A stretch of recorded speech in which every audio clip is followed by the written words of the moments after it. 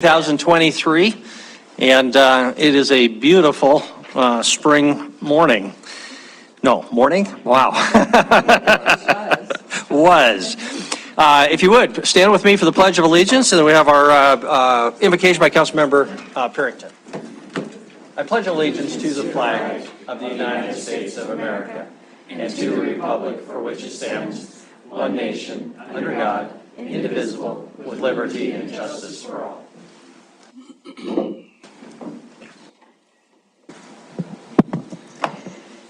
Dear God, I come before you humbly in thanksgiving for this Easter season, reflecting on hope and renewal and joy as we place our needs before you. In a spirit of wisdom, peace, charity, mercy, and conversion, I place the well-being of all within our city in your hands, knowing that you will the good of all. I entrust the proceedings of this meeting to further build your kingdom for your greater glory. Keep safe all who guard the safety, security, and well-being of our citizens on all levels of government. Especially bless those who struggle in our city. May they know your love and your faithfulness. I pray these things with Easter joy in the risen Christ. Amen. Amen. Denise, please call the roll. Okay, Mayor. Councilmember Shaw. Here. Gulick. Here. Neese. Here. Owen. Here. Joy. Present. Cherokee. I am here. Tidswell. Here. Purinton. Boyette. Here. Repsis. Here. Mayor Cole. Here. First order of business is our minutes from April 10, 2023. Are there any changes, comments, or motions? Councilmember Shaw. Thank you. I move to approve the minutes from April 10th, 2023. Thank you very much. Councilmember Gulick on the second. Any discussion? Seeing none, we'll proceed to a vote in favor of the motion, which is of approval of the April 10, 2023 minutes. Please say aye. Aye. If opposed, nay. Motion passes unanimously. We do have some council courtesies this evening. I'm going to start us off. We have the honor today of having our soon-to-be new superintendent of School District 2, Dr. Erwin Garcia. Dr. Garcia comes to us from the Houston Independent School District, the largest school district in Texas, and the 7th largest school district in the United States. There, he served in various roles, including most recently as an area superintendent, where he supervised 55 different schools. Prior to that, he served as a principal supervisor and school support officer, working to improve schools that needed improvement. And before that, he was a principal and assistant principal of several elementary schools in Houston. Dr. Garcia holds a doctorate in educational leadership and administration from Houston Baptist University, a master's of bilingual and multilingual education from the University of St. Thomas in Houston, and a bachelor's of education from the Columbia Adventist University in Medellin, Colombia. So, Dr. Garcia, welcome, and you brought a friend with you, but please come to the podium. Just wanted you to know on this beautiful day that every day in Billings is just like today, so get used to it, okay? So, welcome, and the podium is yours, and look forward to getting to know you better. Thank you, Mayor Cole. And it's a pleasure to be here. I'm with the company of Mr. Scott McCulloch. He's the chair of the Billings Public School Board. And I am very excited to be here. I wanted to take this wonderful opportunity to see you in person. I've watched several of your meetings, and one of the things that really impressed me was the prayer at the beginning. I am a man of faith. I am a man that before making this decision of coming to Billings, Montana, as I repeated to the community, we made a family prayer before applying to this wonderful city and wonderful district. And here we are, and I wanted to have this opportunity to connect with you. So if you see me on the street, we can have a conversation and, of course, be partners in moving Billings Public School to be the best district in the state of Montana. Thank you, Miracle. Well, thank you very much. And you're welcome to stay as long as you would like tonight, but we faithfully conclude before midnight every night. Almost always. Councilor Ripsis? Thank you, Mayor. If I could, just two quick courtesies. First off, just wanted to announce that the Partners for Parks Foundation is having a fundraiser this Friday, April 28th at the pub station. They're calling it their Boots and Barbecue Party, so it's a country-themed party with a barbecue dinner and the Levi Blom Band. It'll be a great time if you are interested in going to that. Anybody's interested, tickets are available at pfpbillings.org. Second, I wanted to introduce Brendan Scala of Valley Federal Credit Union. They have sponsored for the second year a program called The Hive, and I wanted to call him up, and he's brought a couple of the students with him. You can tell us all about The Hive and introduce who he brought with him. Thank you, Councilman Rupes. So, as you said, I'm Brandon from Valley Credit Union. This year was our second year of the Hive. We partnered with the school district in their entrepreneurial classes, business classes, and decided 2 years ago that we needed to do a Shark Tank-like event for these kids to help promote and spur on entrepreneurialism, which is very important to us. The reason is we want to show kids there's other avenues to travel than the typical college path. Not saying there's anything wrong with that, but I wanted to help these kids understand that they can take a dream and an idea and make it a job. And we have a few of the winners here tonight. If you guys want to step on up here. I'll let them introduce themselves. The gentleman that won it, his name is Cole Harris. He was unable to attend tonight. What Mr. Harris won was $5,000 that we would infuse into his business to help him buy product, equipment, advertising. He gets mentorship through Rock 31. He gets mentorship through the chamber. He gets advertising mentorship from our ad agency that Valley personally uses. They give him a year's worth of time to help develop brands and all that, and digital marketing strategies and all that. And that's all part of the first prize package. And then I'll let these two gentlemen describe who they are. Hello, I'm Dane Toney, and I'm a junior at Skyview High School, and my product was suicide prevention Pure Vita bracelets. So to bring just a little bit more awareness, especially in Montana, to suicide prevention and mental health problems. My name's Dylan King. I proposed a junk pickup business where you'd call me up and I'll pick up junk and haul off the junk for you, and then just do jobs that way. Maybe we should get his phone number. Yeah. Okay, well, that's exciting. Anything else, Brandon? That's great. No, it was good to see Councilman Ripsis there. It was wonderful. Hopefully next year we can get some more in the council. Next year we're actually going to do a college division and have an actual panel of judges that will invest in these businesses if they so choose. So we just hope to continue to partner with the school district and make this program grow. Very good, thank you.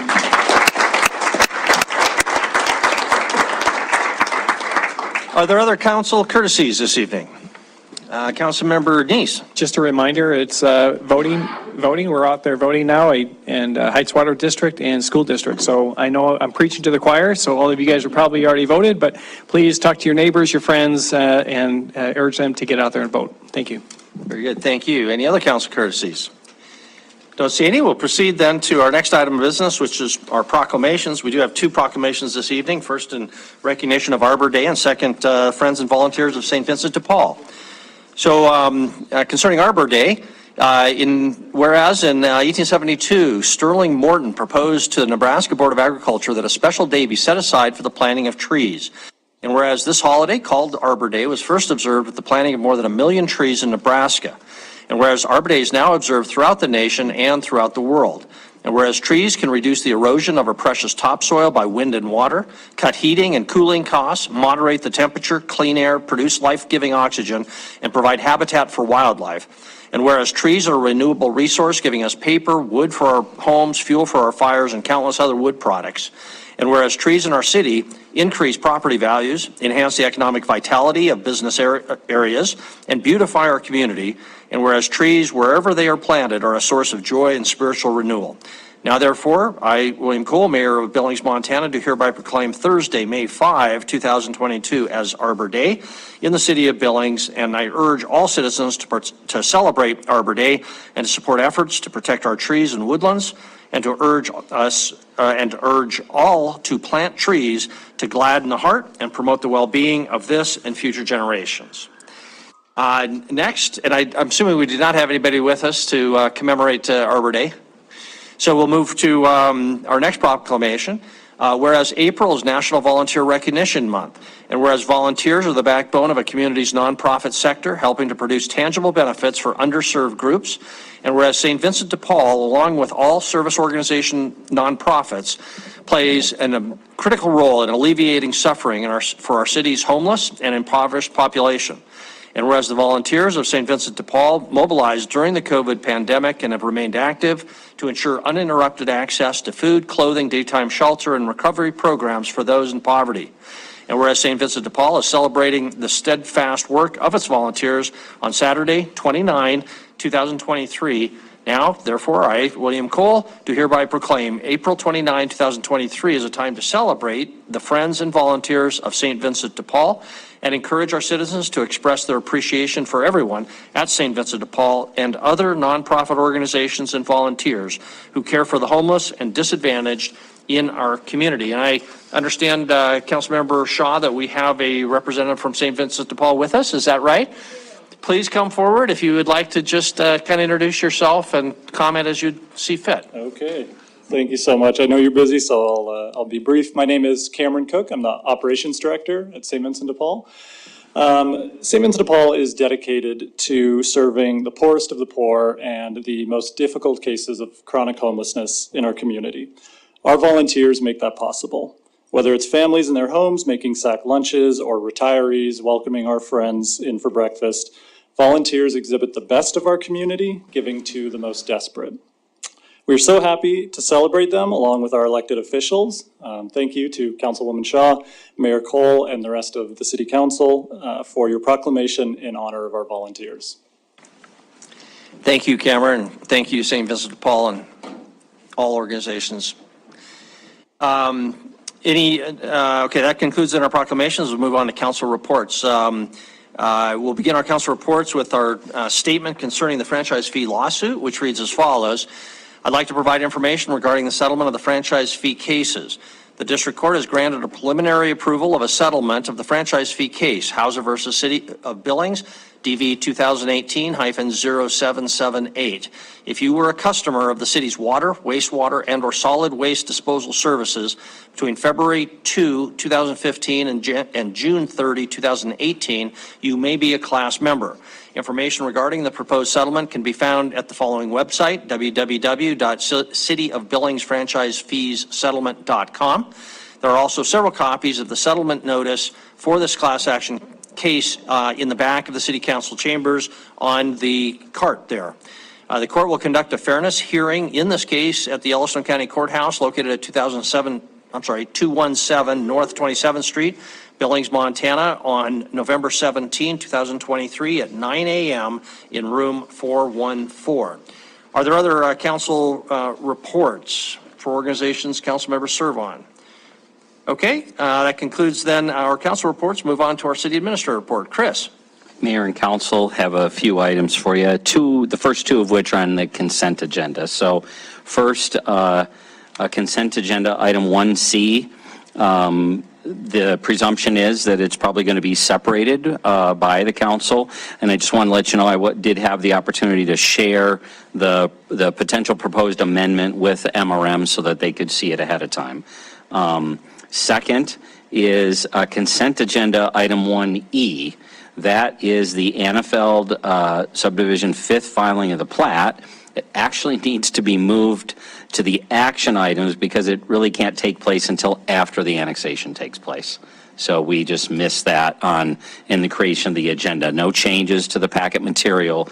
We just need to move consent agenda item 1E down to 5A after you make the decision regarding annexation. And then third, the confusion over the tax abatement. So the Rimrock Kia tax abatement in green you have, and back on the podium there's several other copies. We had a couple of things that need to be clarified. First of all, my memo was inadvertently looking at the wrong resolution from the past. So resolution number 05, so from 2005, resolution 18377 is prescriptive of tax abatements for projects that are renovations or expansions. I was referencing in my memo a new construction like we saw in your previous abatement with Coca-Cola. So what it should have said is not 50%, but 100%. The resolution is quite prescriptive that for the first 4 years, it's a full abatement or 100% abatement. The 5th year, it comes fully on the tax roll. So my apology for that confusion. Big Sky Economic Development, they'll present the abatement, and it'll be consistent with those rules in Resolution 18377. And last, there are no items of ex parte communication that came in after 3 today for tonight's meeting. Okay, Thank you, Mayor. thank you very much. Our next item then are public comment on the items that will not have a public hearing later. So this is the time to make public comment on item 1, which is the consent agenda and all the subparts. Item 7, which is referring the zoning text amendments to the zoning commission, and item 8, our legislative session update. Everything else will have a public hearing associated with it. But if you'd like to comment on item 1, the consent agenda, or 7 and 8, please come forward now. Is there any public comment? And if there's any others, feel free to make a little line in the back of the podium. Welcome. And we just ask that you tell us your name and address and keep your comments to 3 minutes. Perfect. Thank you, Mayor. Good evening, Mayor and Council. I'm Tess Bisa. I'm the local coordinated entry coordinator, and I live at 1510 Saddle Ridge Road in Laurel. I'm here tonight to assist with any questions you guys might have to move this contract forward and around coordinated entry, whatever your decision is. The contract and the time that I've spent working on it with Chris and Gina has equaled approximately 42 hours. That was all donated time to the effort. Trying to find a solution, trying to bring us back to what the council had asked for and what you all approved on your vote. The decision has now come back to you for a final offering. So I just wanted to say I see this funding as a way to incentivize participation in what the rest of the community already does in good faith. While other organizations simply do the work to benefit the clients, our community, and the state in obtaining future funding, this ask is for somebody to be paid to do that work. Our efforts in coordinated entry are to assist our clients and move people forward into permanent stable housing, no matter how long that takes, but the process is meant to be set up to be a quick and painless process to help people get through barriers to be housed. As we strive to reach a solution to the ongoing challenges in our community, I believe it's time for each person to stand up and do what's right, and simply because it's the right thing to do it. Our community needs the shelter, and I think everyone here can agree with that. The MRM data capture will assist our state in obtaining a more accurate bed count and utilization rate to assist in scoring on our collaborative application to HUD as a state. If the contract is funded, one question I have for the MRM is what happens when the funding timeline runs out? So this contract is dated through April 30th of next year, I believe, for reimbursements. What happens at that time? Do we go back to what we've been doing, or do we stay on the same track moving forward? I ask you all here tonight to make a decision for a lasting solution. I'm not certain what the outcome will be, but I'm hopeful that things can change and move forward to serve this population in a more wholesome way. Just a couple things of clarification. The contract was written that the council had asked that all of the reporting as well as training be done by a local person. That was me. The contract now requests that the reporting and trainings be done by Pathways, which is our lead HIMIS organization or service company. One more note, statewide shelters already have received incentives from Pathways, or from the statewide COC in terms of their database. Annual fees are already paid by the state. So that payment for the HIMIS program or the database that we use to track coordinated entry is already being paid for all shelters across Montana. All shelters are entering data and have been entering data to keep that upload current for the state, with the exception of our local shelter. Thank you for your time. Thank you. Very good. Any other public comment on items 1, 7, or 8?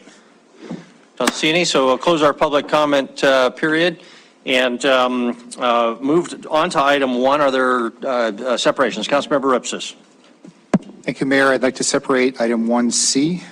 1C, other separations. And here I'll just separate because we will have to have a separate vote on our agenda, item 1E, as described by Chris.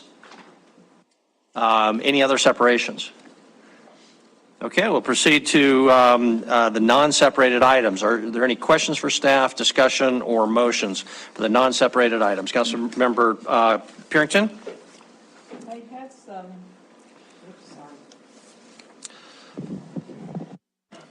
I had some questions on, let's see, let me see where I am. On D and F, the Golden Meadows. Okay, let's start with 1D, acceptance of Montana Main Street Impact Grant. Can you go ahead? Go ahead. Yeah, thank you.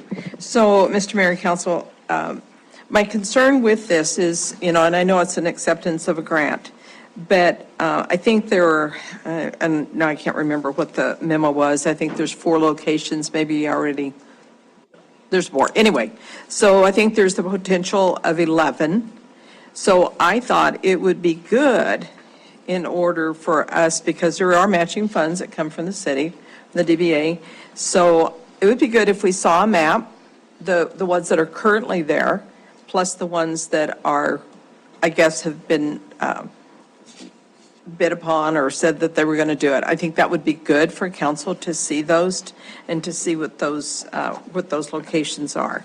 So that's just me wanting to know that information, and so there. So G, what did I say? F. Okay, so the questions that I had about Golden Meadows. In looking at that agreement, there were 2 things. One of them had to do with signaling, and it had to do that the city is going to monitor those. Who's doing that? Is there anyone here that can answer questions on that? We do have a representative from the developer, and if it's okay with you, we'll call that person forward. Thank you. Go ahead, Rick. You've got, well, and there's cohort. And these actually, expert here. It's a signal question. it is. We'll have Joey handle that. Thanks. And it may actually be a city question, but it said something about that the city was going to be the one that's monitoring whether or not we need more signaling. So how long of a process is this that they're going to monitor it? They said right now there aren't any, major accidents in that area. So that was one part of the question on the signaling. And then also the sidewalks are just going into the new part of it, but they're not going into the older part. Is that correct? That is correct, and I can help address that. Okay, all right. Those are my 2 main questions on that one, I believe. Great. Signals. Sure, thank you. Joey Stazak with Sanderson Stewart, 1300 North Transtech Way. So we notify, in the traffic study, 2 signals we kind of highlighted. The first being at King and 32nd. We noted a elevated crash rate. We gave a recommendation of potentially adding protected left turns only phasing, removing the flashing yellow yielding movement. Those were based on the last 5 years of crash data. Those are recommendations we pass forward to the city traffic engineer, city engineer to evaluate. And then in terms of timing, if signal maintenance wanted to go out and make that change now, that could happen. It could be monitored through supplemental traffic studies in the area. The city could conduct their own counts or own evaluations of that intersection. It's kind of a snapshot in time, what we're seeing based on our analysis there. So follow up with Joy. Okay. Joy, right? Joey, yes.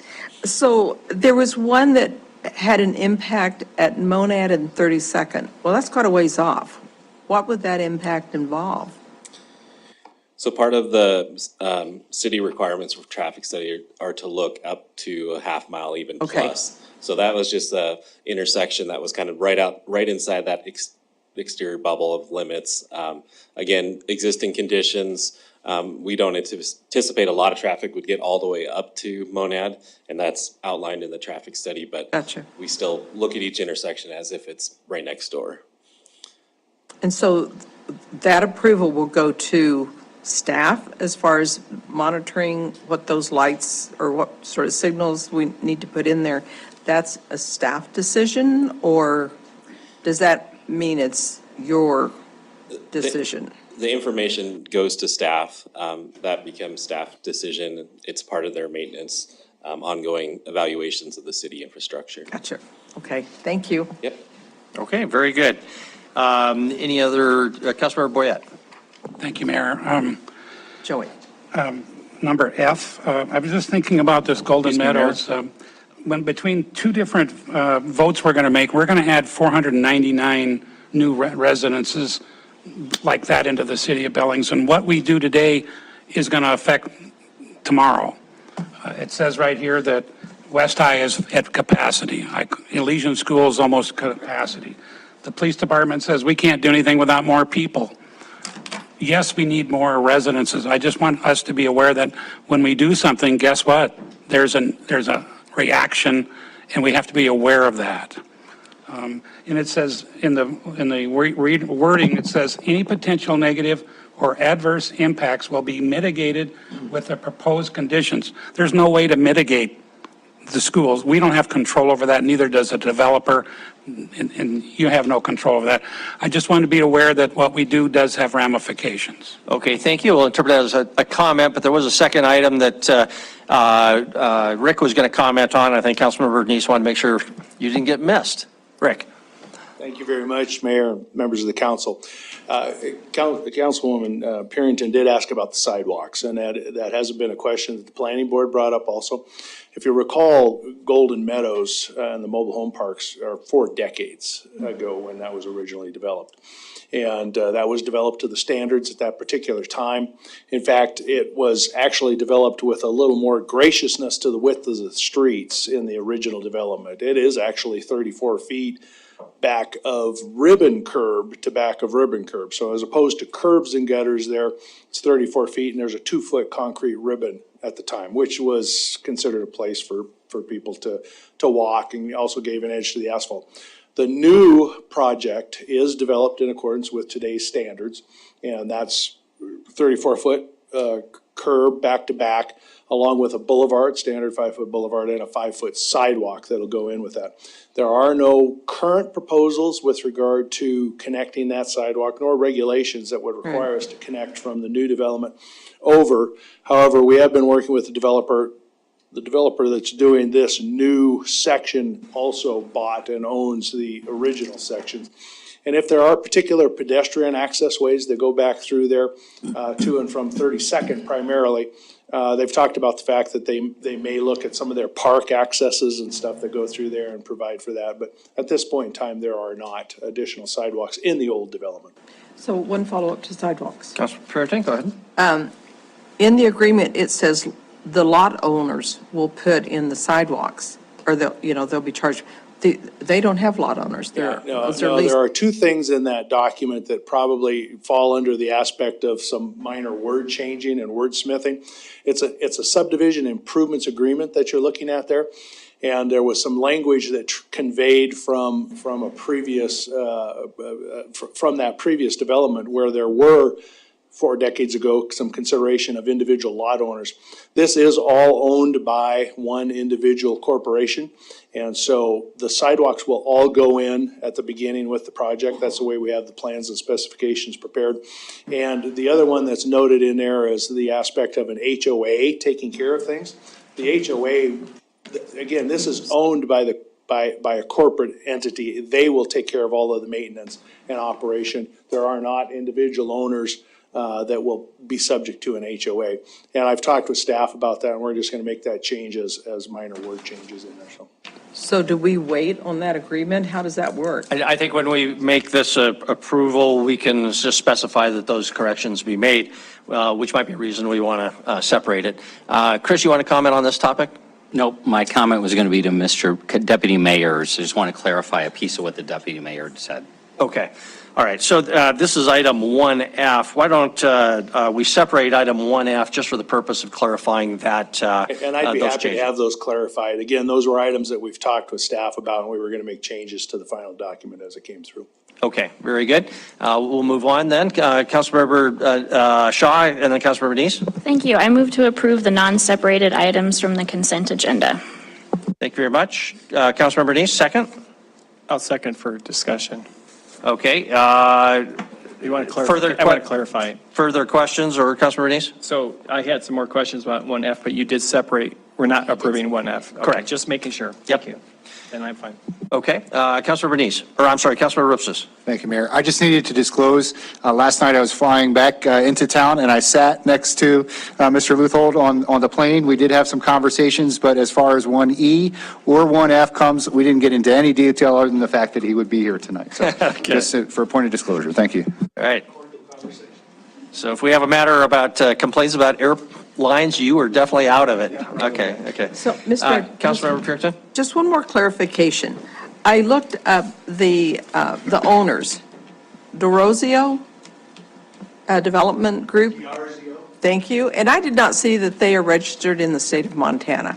Can we say this for 1F? Yeah, is that concerning item 1F? It is, right? Oh, I'm sorry. Okay, Yep, we'll get to that one. Then you can think about that. Okay, further questions or discussion concerning the motion for approval of the non-separated items? Is there any? Before we proceed to a vote. Okay, seeing none. Again, the motion is for approval of the non-separated items. If in favor of the motion, please say aye. Aye.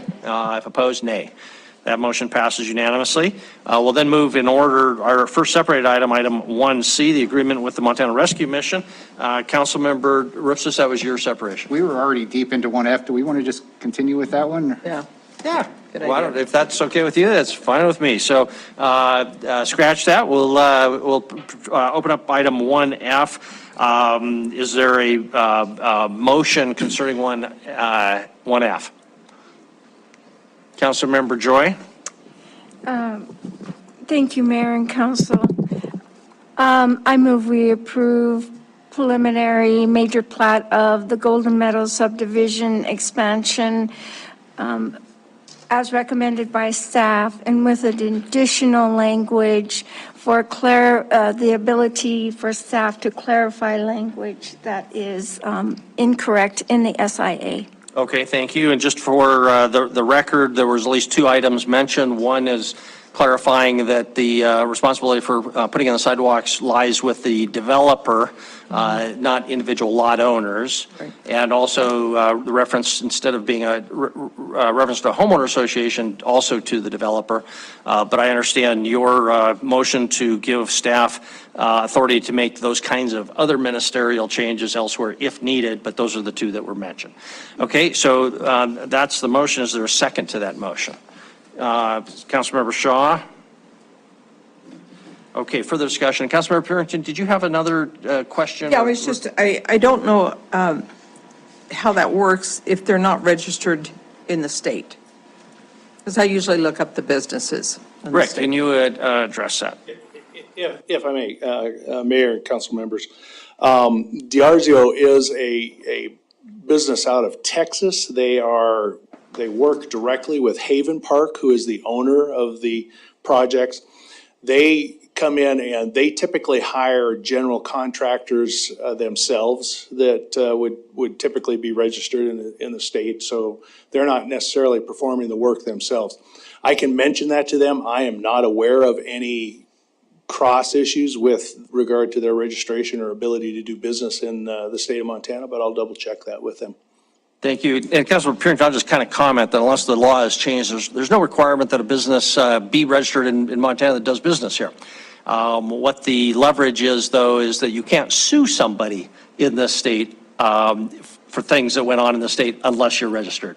So that provokes people, or I suppose maybe as a condition for contracting with the state or other things like that, then those things might be required. So, okay, anything, Chris, you wanted to comment? The piece I was just going to clarify, just because it was a subject of discussion at our last city county school district meeting, and of apparently some information in Helena during this legislative session, and it just refers to the high schools. And that was that Superintendent Upham brought us the numbers. I don't have them with me, but contrary to popular belief in some reports, Each of the three high schools, Skyview, Senior, and West, do have capacity for additional students. Not again that the issues of growth don't affect the schools, they absolutely do, but the superintendent was clear last, he really wanted us to understand that misinformation that there was in the community, that there is capacity at the three high schools. Again, doesn't really pertain to this approval, but I just wanted to clarify that for the record and for you guys. Thank you. Okay, Councilmember Boyette? Yes, sir, and I obtained the information off our report. So our report says that they're underwater. Then we'll correct that. Okay. Okay, thank you. Councilmember Nice, Councilmember Gillick? Thank you, Mayor. This is a question maybe for Wyeth or Monica, I'm not sure who on this, but as I look through the site plan, there's a road connecting to the north into their, I think their existing subdivision, and then of course to the east, but I don't see anything connecting to the west. I don't see anything connecting to south. It looks like that land may be landlocked within there because I believe there's a ditch or something down across there. So I'm wondering, you know, when we've talked about this before about connectivity and subdivisions, if someone can answer how this subdivision seems to have very long block faces. Again, I couldn't find a measurement on there, so maybe someone can help me with that. If this is still required for the same block division, so I've got questions about the length of the block and what the subdivision requirements for these, the connectivity, and then I really don't see any new park space in here, so what is the open space, park space kind of requirements for something like this, where they're putting, you know, this many units in with no additional park space?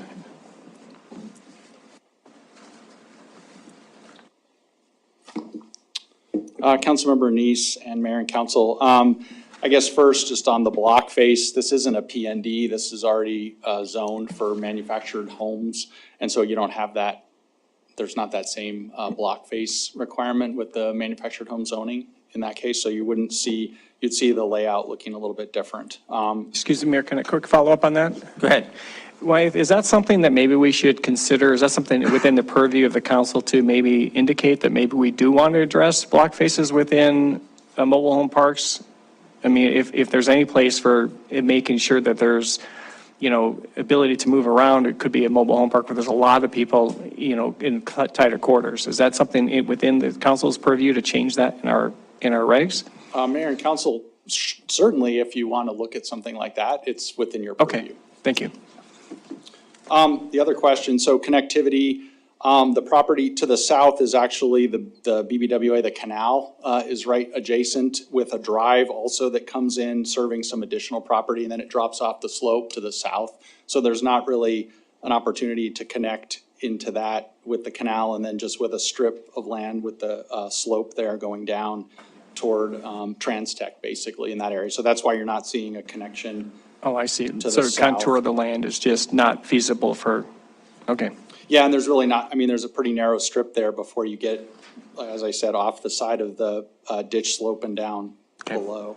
And then to the west, actually, the property to the west is set up for stormwater drainage for a very large area, both part of with this development, but also the Shields development and development to the west. So it's basically sort of a permanent stormwater retention area. So again, there's potential for some development of that more in sort of an open space format, but not for connecting like a roadway or something of that nature. And then the park area to that point is, if you look along the western edge of the property, on the northwestern corner, the southeastern corner, there's also a small park in the southeastern corner. So basically, all along the western edge, but mainly at the north and south bottom and top, and then over in the southeastern corner, there's some park space there. That's all part of meeting the parkland requirement. And the developer or developer's agent, Rick Luthold, could speak to this. There's also potential in the future for some connectivity to that open space to the west, but they are meeting that with those areas there. And then there is some existing park space just to the east in the existing park that's also available, but those meet the requirements. And I think those were all the questions that you had. Well, if I can follow up on that, and if I understood correctly, Why would we want to make sure there is at least pedestrian access to the conservation area, since that's essentially a park? And these are going to be an area with lots of kids and adults. Am I missing something here? Mayor Cole and Rick Luthel just stood up in case you want Sure, he can chime in. I guess help. just real quickly. So first of all, because the parkland is abutting the western boundary, the potential for future connectivity is there right now. I mean, as soon as this is completed, you could walk eventually through that space and into that area. Right now, and Rick can speak to this, that area is not set up to be accessible for the public with the drainage ponds and things. There needs to be improvements before they can get to that point. So that's why currently it's not being set up to connect there. And in fact, they're looking at fencing right now to make sure people don't just wander in there until that's developed to an open space accessible. Okay, Rick, you want to comment any further on what I just said? Mayor, members of council, this is an important aspect with regard to this development. Part of the reason, and we are meeting we're a little bit in excess of the 11% requirement for the park in this. And a lot of that is along that west side, which is near that major pond, which is on the adjacent developer's property. In fact, I met with that developer today, and we're talking about what his next steps may be. He's the one who sold Golden Meadows originally and worked on the development of that. That pond, and we don't have an aerial up here, but the YRPA property, which is accessible at the backside of Shields, that's where that little gazebo is in the fishing area there, that is south of that section line. And so if you happen to be looking at the plat there and that kind of thing, the line that comes along the southerly portion of that goes over to Shields, and the area below that is, as Wyeth indicated, either BBWA as it drops off to the Trans-Tech Center. There are 3 other properties south of that line to the west there that access off of that little road that comes along to BBWA. And actually, we don't have direct access from our parcel to the YRPA property because of where those property lines sit right now. So we don't have that specific access. And until the adjacent property owner develops the pond, which is intended to be, as Wyeth said, it's a storm drainage pond, which we actually have been talking with the city a little bit about the disposition of that long-term and whether that falls into their stormwater system. And then the development of that, which would be much like what we have down in the Trans-Tech Center, some meandering walks and some aesthetics, that kind of thing, natural aesthetics around there, much like your pond to the west of Shiloh right now. That is the intent. Until that is done, it's a attractive nuisance for the people who would be in the mobile home park. So we are fencing that side of the property right now until further development occurs with the developer to the west. When that happens and we have that amenity, there will be pedestrian access provided more than likely through that and over to the YRPA. And recall that along the BBWA there, that is part of the major bike ped routes that are intended to run down through there and take you past Shields over to the lakes property and that kind of thing. So important aspect that is considered in the overall development. So thank you. Thank you. Okay, thank you. Councilmember Gillen. Mr. Luthel, if you could remain up, actually, that'd be great. Just looking at and you haven't been privy to an exchange I've had with some staff on just the 34-foot wide streets in an area where we can't have any on-street parking because of all the driveways coming off of it, basically. So just a concern that we have, kind of a speedway kind of conditions potentially being created. Is it a city requirement that we'd have a 34-foot wide street? That is the city requirement.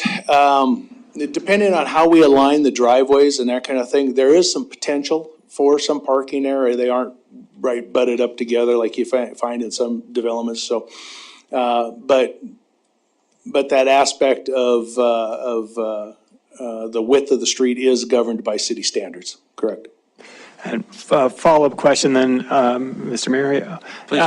Large radiuses at the corners, I'm wondering, is that because of the nature of the housing that have a to little pull, hard have to pull a mobile home park, Yeah, have to pull a mobile home in there. And Yeah, one and at a that time. also impacts, interestingly enough, under the new codes and the landscape codes, we've had several discussions about, for instance, boulevard plantings and that kind of thing. You can imagine what it's like to try and back one of these in and still talk about a tree every 40 feet and that kind of thing. And that becomes kind of a challenge too that we're working through under mobile home development. And to Councilmember Boyette's comment earlier, this is one of the most affordable types of housing we can provide in the city of Billings, and it does allow us to bring a lot of affordable products on, which does have impacts across the entire border that you folks and all of us as residents need to consider. So, yeah. Sorry. I hope the shorter nature of the blocks will keep speeds down. So, but yeah, I'll want to talk further with other city staff about that 34-foot requirement, because they're some, most of the time it's great, but there are some situations where you can have on-street parking, and then I think it's problematic. It's a unique type of design, and to Councilmember Denise's comment about the lengths of the blocks earlier, again, because of the nature of having to herringbone those in there and that kind of thing, it is a benefit to the overall development because you lose efficiencies at each of those block corners when you come in. So there are some efficiencies there, and it is just the P&Ds right now that require that block length. And but that would be something, if you want to look at it on this and look at it on other subdivision types of products, could be worthwhile to consider. But that's a design consideration when we put these together, as opposed to a bunch of mid-block accesses. You lose a little pie shape, little triangle piece on each one you do. Thank you very much. Okay, thank you. Okay, council, we have a motion for approval of item 1F. Anything else before we proceed to a vote? Okay, so again, the motion is for approval of item 1F with the condition that staff is being authorized to make those sort of ministerial changes. If in favor of the motion, please say aye. Aye. If opposed, nay. Motion passes unanimously. Next separated item is item 1C, the agreement with Montana Rescue Mission for sheltering services data. Councilmember Rupsis, that was your separation. Thank you, Mayor. I'll make a motion now just to get it on the table, and then we'll offer some amendments after that. So I would move that we approve the agreement with Montana Rescue Mission for sheltering services data. Is there a second? Councilmember Gulick? Okay, the motion is for approval of the agreement as presented. Councilmember Rupsis, you sent an email around suggesting some amendments, and you just referenced that, so I'll give it back to you. Thank you. Would you like me to read those into the record? However you want to do it, one way or another, they'll have to be all right, very good. Clear. So, yep, I am moving to make an amendment to item 1C, the contract, specifically to Exhibit A. The second bullet point should read, Montana Rescue Mission will participate in the coordinated entry system for the purposes of this grant. CES is an important process through which people experiencing or at risk of experiencing homelessness can access the crisis response system in a streamlined way, have their strengths and needs quickly assessed, and quickly connect to appropriate tailored housing and mainstream services within the community or designated region. And adding all four core elements of the Yellowstone County COC's coordinated entry program must be met in order to be fully compliant. U.S. Housing and Urban Development defines these core elements as access, assessment, prioritization, and referral. And then the fifth bullet point should be changed to read, must demonstrate good faith participation with the Yellowstone County COC and the CES. Good faith participation includes, but is not limited to, compliance with the coordinated entry system, timely entry of necessary data into HMIS, participation in the annual point-in-time count survey, attendance at monthly or annual meetings of the Yellowstone County COC membership, monthly and annual, attendance and participation in coordinated entry and HMIS orientations and trainings, and any other data gathering reasonably required by the Yellowstone County COC for program analysis and evaluation. And if you were reading along with my email, you'll notice I had put one extra word in there. In the last sentence, I added the word reasonably to say reasonably required instead of just required. Very good, thank you. And Denise, you probably have a copy of that, but we'll make sure you get the written version if needed. I have it. Okay, so you are making a motion for that addition, yes, or those additions. Is there a second? Councilmember Bernice. Okay, so now discussion on the motion. Councilmember Rupes, it's your motion. Thank you, Mayor. First off, I want to thank Chris and Gina and Oksana and everybody at MRM for working through this. And Tess, I know you put in a lot of time, and a lot of other people have contributed to this. It's been a big project, and so I appreciate the work that's been done. This hopefully will be a good step in the right direction to getting the community served with the data that we need so that we can truly understand our homelessness issue. I made the amendments just for the point of clarification, just to make sure that we're all understanding what good faith participation means and what the coordinated entry system involves. It's not simply a data entry, just a software application. Coordinated entry is an entire process. And so I asked Chris to share that information with MRM, and I understand Oksana has said, yes, it's all good. That's our understanding. And is that correct, Oksana? Yes? Okay, very good. So we're all on board with that, and if those amendments are agreeable to MRM and to the city, then I think we've got a good point here to kind of move forward and hopefully over the next year start really realizing some of the benefits of enhanced collaboration across all our service providers. I would like, per Tessa's question, I would like maybe some insight into MRM's position on going after the point of the contract. But perhaps Ms. Zakharchenko, if I pronounced that correctly, would like to offer those thoughts. Oksana, that's up to you. You're asking Oksana if she wants it? If she has anything to offer in terms of what you might think would happen at the end of this contract, since it's only a one-year contract, I'm sure. If you have a crystal ball.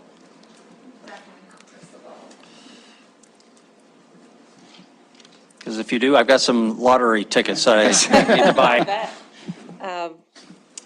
Do I need to introduce myself? Yes, great. My name is Oksana Zakharchenko. I'm the operations director for Montana Rescue Mission at 2902 Minnesota Avenue. Hello, Mayor Cole and City Council members. First, actually, a quick comment. I just want to thank Mayor Cole, Councilmember Owen, and Councilmember Purrington for supporting Substance Abuse Connect at the commissioners' meeting there recently, last month. Now to your question, Councilmember Rupes. I agree that it is important for us to participate, and right now we're looking into some additional grants that may be available so that we can pay for staff time to be able to accomplish this additional task. Otherwise, I'll be back here next year. No, but we are currently already actively looking into some additional funding in hopes to continue to do that. Any other questions? No, thank you, and I apologize for mangling your name. No worries. Thank you very much. Okay, so we have a motion on the amendment, and that's what we'll proceed to a vote on. But before we do, is there any discussion on the amendment? Okay, Councilmember Owen? I just want to kind of share my thoughts about the amendment and then about where we're at more generally. I think these amendments are fine, but they don't solve our problem. The problem is we're presented with a contract in front of us tonight that does not meet council's adopted conditions for this funding. We were very clear at our meeting 6 full months ago what was expected, and the contract in front of us doesn't get us there. To me, a huge amount of time, staff time has been consumed to get us to a point where we have a contract that didn't do what we unanimously voted that it should do. And these amendments, while they move us in the direction, they still don't get us there. And I am concerned that even with the amendments, which I will vote against reluctantly, we won't end up with the data that we believe we're getting for the community. There is very little authority in this contract to audit the data before payments go out. There has been 6 months of argument over what good faith participation is, which to me is a huge red flag that we're not starting from good faith. I brought this amendment because I believed we had an opportunity to do two important things. The amendment 6 months ago, at the end of September, to do two important things. The second there, the low barrier shelter, opened, served people, and has closed in the amount of time it took us to get a data argument. Data, by the way, which every other provider in the community does for free. I don't think we're there, and I appreciate Councilmember Roops trying to get us closer. It does, but it doesn't get us close enough. And so I will vote against this. I would urge you all to vote against it because I think it's important that when council says these are the conditions, that we stand by our word. The public should know that we mean what we say, and we're not there tonight. Thank you, Mayor. Okay, thank you very much. For discussion, Councilmember Shaw, Councilmember Purington. Thank you. I was going to say something very similar. I'd like to actually offer a substitute motion, but I think we need to vote first on the amendment. So I'm just throwing that out there that once we vote on the amendment. Same thing, Councilmember Rupsis, I feel like you've done a great job trying to make this what I believe we all voted on 6 months ago. I'm coming from the perspective too of that it was under my assumption, at least when we voted on this, that we were voting for a package of funding for this year.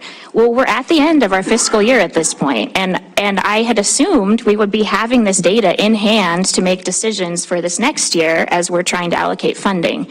So for me, the timing of it is very troublesome that had been my understanding that we were going to get the data. We're not even close to having the data that we had approved and had asked for. So for that reason, I'm not going to support this, even though I think if we do go forward, it should be with the amendments, but I would encourage us I will make a substitute motion to disapprove the contract once we vote on the amendment. Okay, Councilmember Purington. Thank you.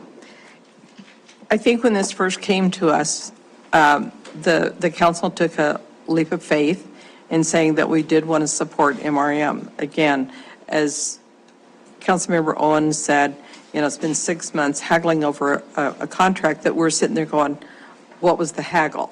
We don't understand it. And, and I don't know if we need to realize or know what the difference is in having Tess be the coordinator versus Pathways. I don't know what that difference means. I don't know how that even plays into this.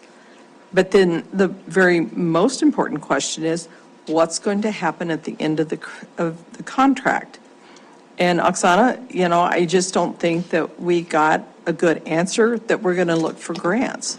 So to me, that means we've got almost $78,000 that are taxpayer dollars that are we just throwing them in the wind because we don't know what's going to happen the year after. So I will vote against the amendment. Thank you for sharing that, Councilmember Rupsis, but I also will not vote for this. Thank you. Okay, thank you very much. Councilmember Neese. Thank you, Mayor. I did second the amendments because I think they make the agreement better, but I share the same comments that were shared earlier. And you hear me often ask the council in the government to work with more faith-based organizations, and I'm very, very disappointed it's taken this long for this to come forward. However, my biggest concern is we get the data. We get the data and we can use that data and bring additional funding to help with this problem in our city. And so that's really where I would like to make sure we focus on. As disappointed as I am with the timing and the problem, how long it took, and the man hours and women hours and on that. So let me ask you, Chris, because you're bringing this to us. It appears to me that you are kind of the guy having to check on this. Here you are, the head of the city of Billings, and you're the one who's going to have to make sure things are done right for this contract, a very small contract. And I'm willing to immediately terminate this contract if it is approved at any time you say it's not being followed.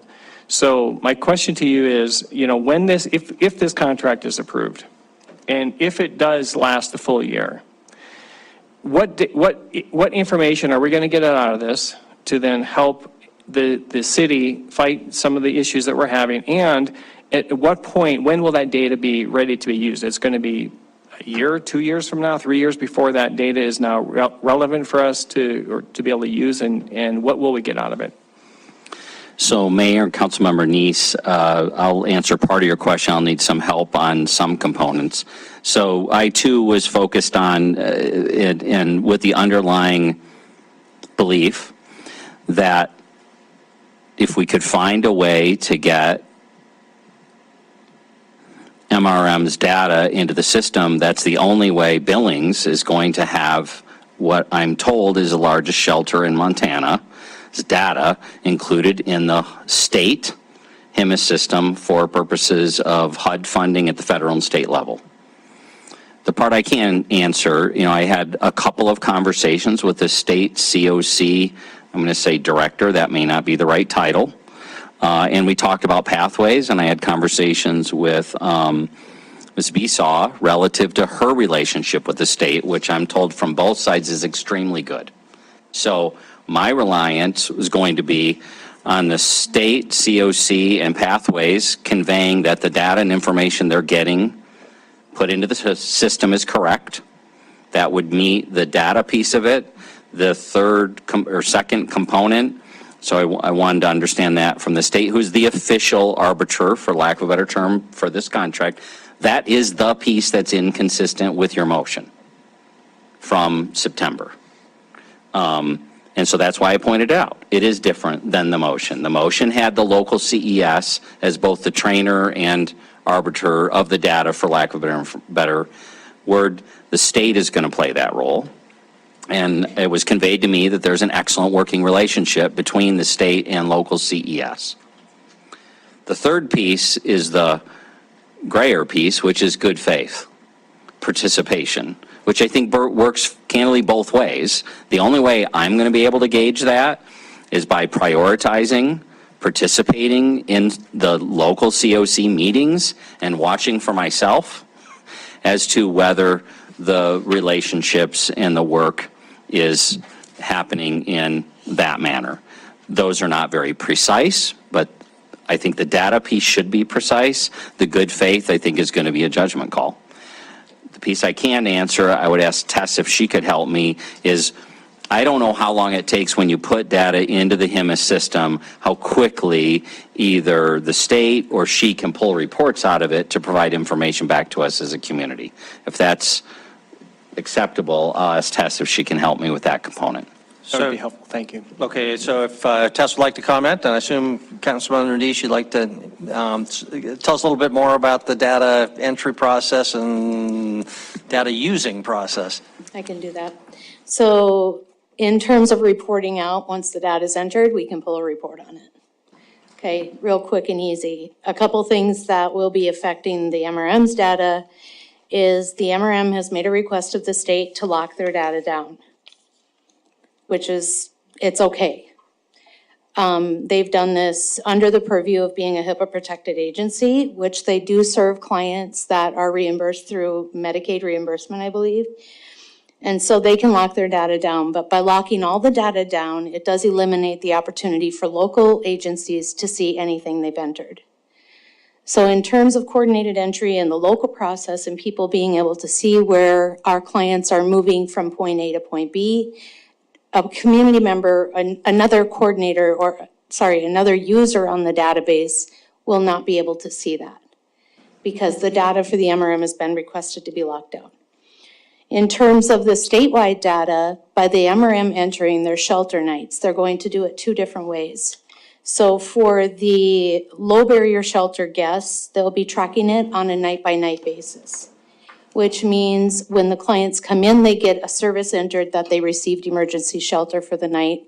This is the way we tracked for low barrier shelter at First Church as well as off the streets years back. In terms of their intermediate stays, they'll be doing an entry and exit, and nobody will be able to see who those intermediates, we won't be able to see any of this really. We'll be able to see if they entered the shelter and when they exit it, but as far as services, nobody in the community will be able to see that. What this data capture does do is for the state process of applying to HUD for future dollars through the NOFO. By counting the beds at the MRM and getting the bed counts and the shelter stay nights counted and entered, that will affect our scoring process on the application to HUD. which we scored really well in all areas this year as a state.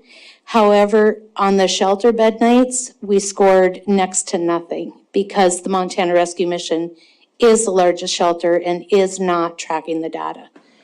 So in terms of the state, this is a great data capture, which eventually would circle back to us. In terms of coordinated entry, we can make this work. I'm not saying we can't. It's just going to require a lot more interactions than if we could see what they're putting in for services as well as who's staying there. But we can make it work. Quick follow-up on that. Okay, thank you, Councilmember Neese. It was your question, and then Councilmember Roy. Thank you. So when you say it will come back, in dollar-wise, do you have any idea how much this could generate additional for HUD funding to the? I don't know the answer to that. What I can tell you is that when the statewide puts in the collaborative application, if we have projects that go forward, we would have a better chance to get that funding. But I don't know, in terms of a dollar amount, it depends what projects go forward to the statewide group. Okay, thank you. Okay, thank you, Councilmember Roy. So Tess, you've raised a couple of issues, Mayor, if I could. Most COC members participate in coordinated entry and put their data into HIMAS, right? Right. Including people who provide physical health care and mental health care, reimbursable through Medicaid. Right. So how come HIPAA isn't a problem for them? They are HIPAA-protected agencies. However, their services are not shared on the database, and that's what the MRM has requested. So although the MRM is not a healthcare facility, they have the right to request that their data be locked down, and that's what they've done. What would be ideal is if the MRM locked their data down when it was a project that was relative to a healthcare service, rather than locking down all shelter data. So that's my question, is can't the protected information be partitioned? Yes, it can be. And they're simply choosing not to? I don't know the answer to that. The second thing I wanted to follow up on was the issue of funding that Councilmember Neese made. How much HUD funding does the local COC get now? Ooh, I'm not even sure. I'd have to look. Hundreds of thousands, millions? So there are currently 2 projects, maybe 3 funded. The YWCA, the Youth Homelessness Demonstration Project at Tumbleweed and HRDC, and I believe Harmony House, which is a program at HRDC as well, are COC funded. Okay. So I don't know the dollar amounts of those grants, I'm sorry. Mayor, when it's appropriate, I'd like to respond to some of the city administrator comments, please. Whenever. If other you members think have questions for appropriate. Tess, I'll Yeah, defer. let's do that first. Councilmember Boyette. Thank you. In this agreement, it says the grantee will be required to submit quarterly reports to the city. Is that the bottom line is it appears that people are concerned that this is a good deal or not. We need to know with every month or every quarter if the program is working. If it's working, we continue. If it doesn't, we shut it down. Is the first quarter, is that enough information for Chris, who obviously doesn't know all of this either? Would that be enough information for us, the city, to say, boy, this is a good deal, or boy, this isn't a good deal? So I think two parts to answer that. I think that the contract you have in front of you is reimbursable on a monthly reimbursement. So your reporting is reporting on a quarterly report. So I think there needs to be some clarification on that, in my opinion. The state could get those reports to Chris. I can run, but the state pathways can run it as well. It's not about me. But we run what's called data quality standard reports. And so we'll be able to see, or pathways will be able to see whether or not the data that was entered is entered clean, or if there are errors that need to be fixed. So they can run that. I just ran one on the low barrier shelter project, and I have 0% error rate on it. So we're doing good on that one. But they can run those at any time.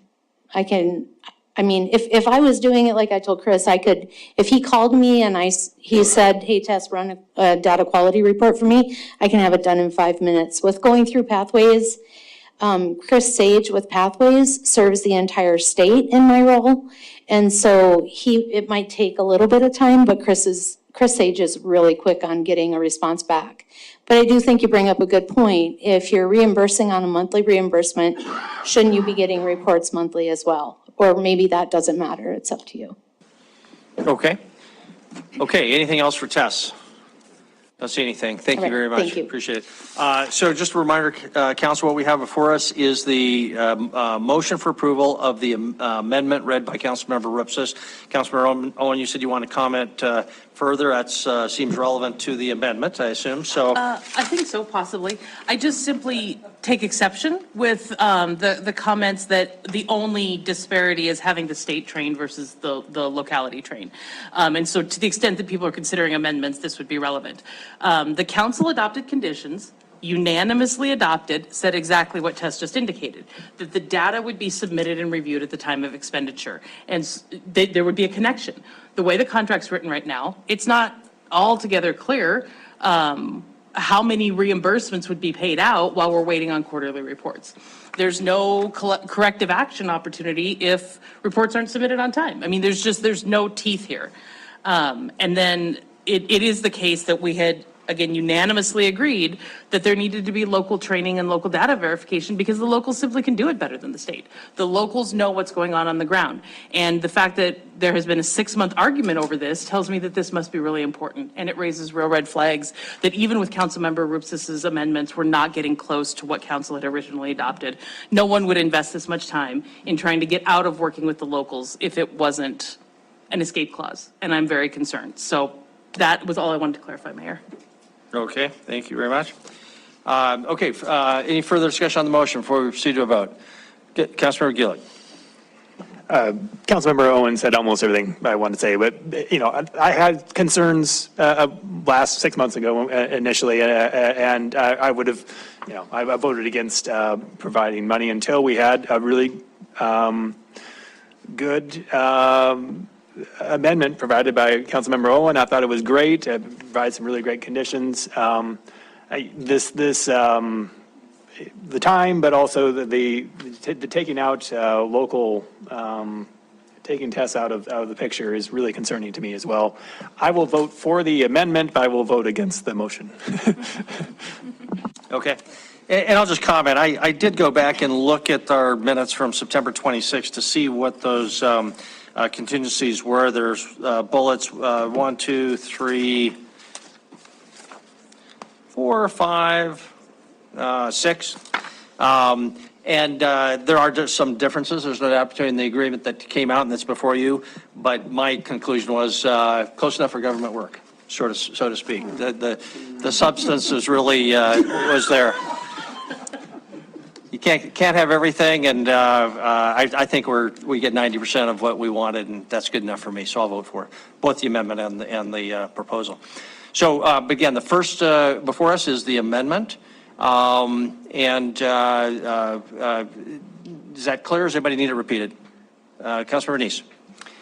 Yeah, I guess maybe considering amending the amendment only because I agree with this monthly reporting requirement because we're paying out and we don't even know if it's being done. And so I think if we look at I just had the paragraph when I was talking about it for quarterly. Is there any reason why we can't make the amendment to add that to a monthly reporting so that we actually know that monthly the numbers are coming in and then they can disperse the funds that it was done? You could make another amendment after on this one. Yeah, I guess my suggestion, rather than complicating the existing motion, if this goes up or down, then you can come back and address that specific issue. Okay. Otherwise, you have to amend the amendment, it just gets a little complicated. I'll hold off on it. Okay. Councilmember Shaw, anything further? No, just wanted to remind you that I had asked to make a motion after. Okay, very good. So the motion is on the amendment. Is that clear? Okay, if in favor of the amendment, raise your hand. We'll do show of hands. Voting in favor of the amendment are council members Gulick, Neese, Cole, Chariki, Boyette, and Rupsis. Voting against the amendment, please raise your hand. Voting against the amendment, council members Shaw, Owen, Joy, Tidswell, and Purington. The motion passes 6-4 by my count. Now we have the, or I'm sorry, 6-5. Somebody got lost in there. Who did I lose? Who did I not count? Okay, yeah. Yeah, 6-5. So now you have an amendment motion before you. Council Member Shaw, just to remind you, we have now an amended motion currently on the table. Councilmember Shaw. Thank you. I'd like to make a substitute motion to not approve this contract or agreement. Okay, so the substitute motion is to not approve the contract. That's the substitute motion. Further discussion now on the substitute motion. Councilmember Boyette. This is a lot of money, but at the same time, it's not a lot of money. It really isn't. My idea is if we get the information and we like the information, it's worth the money. But we don't have to go a whole year and spend the whole amount of money because we have the ability every 30 days to say we don't like it and send them a note and say we're done. I'd like to roll the dice. I'd like to get the information, see if it works. If we do get money in the future, more power to us. I just don't want to cut off our nose to spite our face for and it sounds bad, but for this amount of money when maybe the information we could get pays us in big dividends. We can always turn this off. We don't have to go a whole year. I mean, it's pretty easy. But I do like the idea of having it every month versus every quarter. I'll just second that, just that the dividends don't inure to the city as a government. They inure to the other potential grant applicants in the continuum of care. And none of them are asking us not to approve this. Yeah, there's some challenges, obviously, but none of them are here saying, please don't approve this. And I'd hate to harm them by not approving it. Councilmember Ripsis? Thank you, Mayor. I just say, I wish we hadn't done that substitute motion, because now we can't have any other potential amendments that would actually have improved the situation. It's just disappointing that all we needed was to vote up or down. It does the same thing. We could have just voted against it, and now we're kind of cut off from further discussing and making changes that would have made it better and more acceptable. I wish there had been other amendments. Councilmember Owen had raised several that just doesn't like it. Well, let's put some amendments out there that would have made it worthwhile. We need to get the MRM on board and collaborating with the rest of the COC. In my opinion, this was a step towards that. And it was not perfect, but we can't let the perfect be the enemy of the good, right? So it would have been worth going in that direction. I'm getting a sense that the substitute motion is going to succeed, which means we won't approve the contract. And I think in that case, I will probably vote in support of the substitute motion with the full intent of bringing back a motion for reconsideration and taking a week and hopefully getting MRM of the city at the table to say, all right, look, this is our last chance. We know what we expect, what council expects. Let's make it happen or let's not. And so I think that's probably where I'm heading with this, but I really wish we hadn't had the substitute motion so we could have heard some other amendments to make this situation here better tonight. Okay, thank you very much, Councilmember Repsis. Just to clarify the parliamentary status, if the substitute motion passes, the motion is over, and I think that's what you're referring to. That would cut off that debate. If the substitute motion fails, however, then the amended motion is back before us, and additional amendments would be in order in that scenario. So, okay, just to move on then. So again, the substitute motion is before us. So I'm going to let Councilmember Shaw speak to her motion, and then Councilmember Trickey. Thank you. I would like to speak to it. I understand. I feel like I feel the frustration. I get it.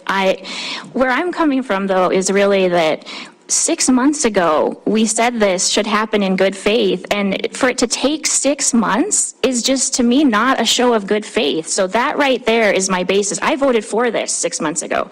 I wanted all the same things you're describing. I wanted the data. I wanted to improve our relationship with MRM. I didn't see a show of good faith from them, and that makes me very nervous. Like, no, it's not a ton of money for the city. I get that. In the grand scheme of things, it's a relatively small amount of money.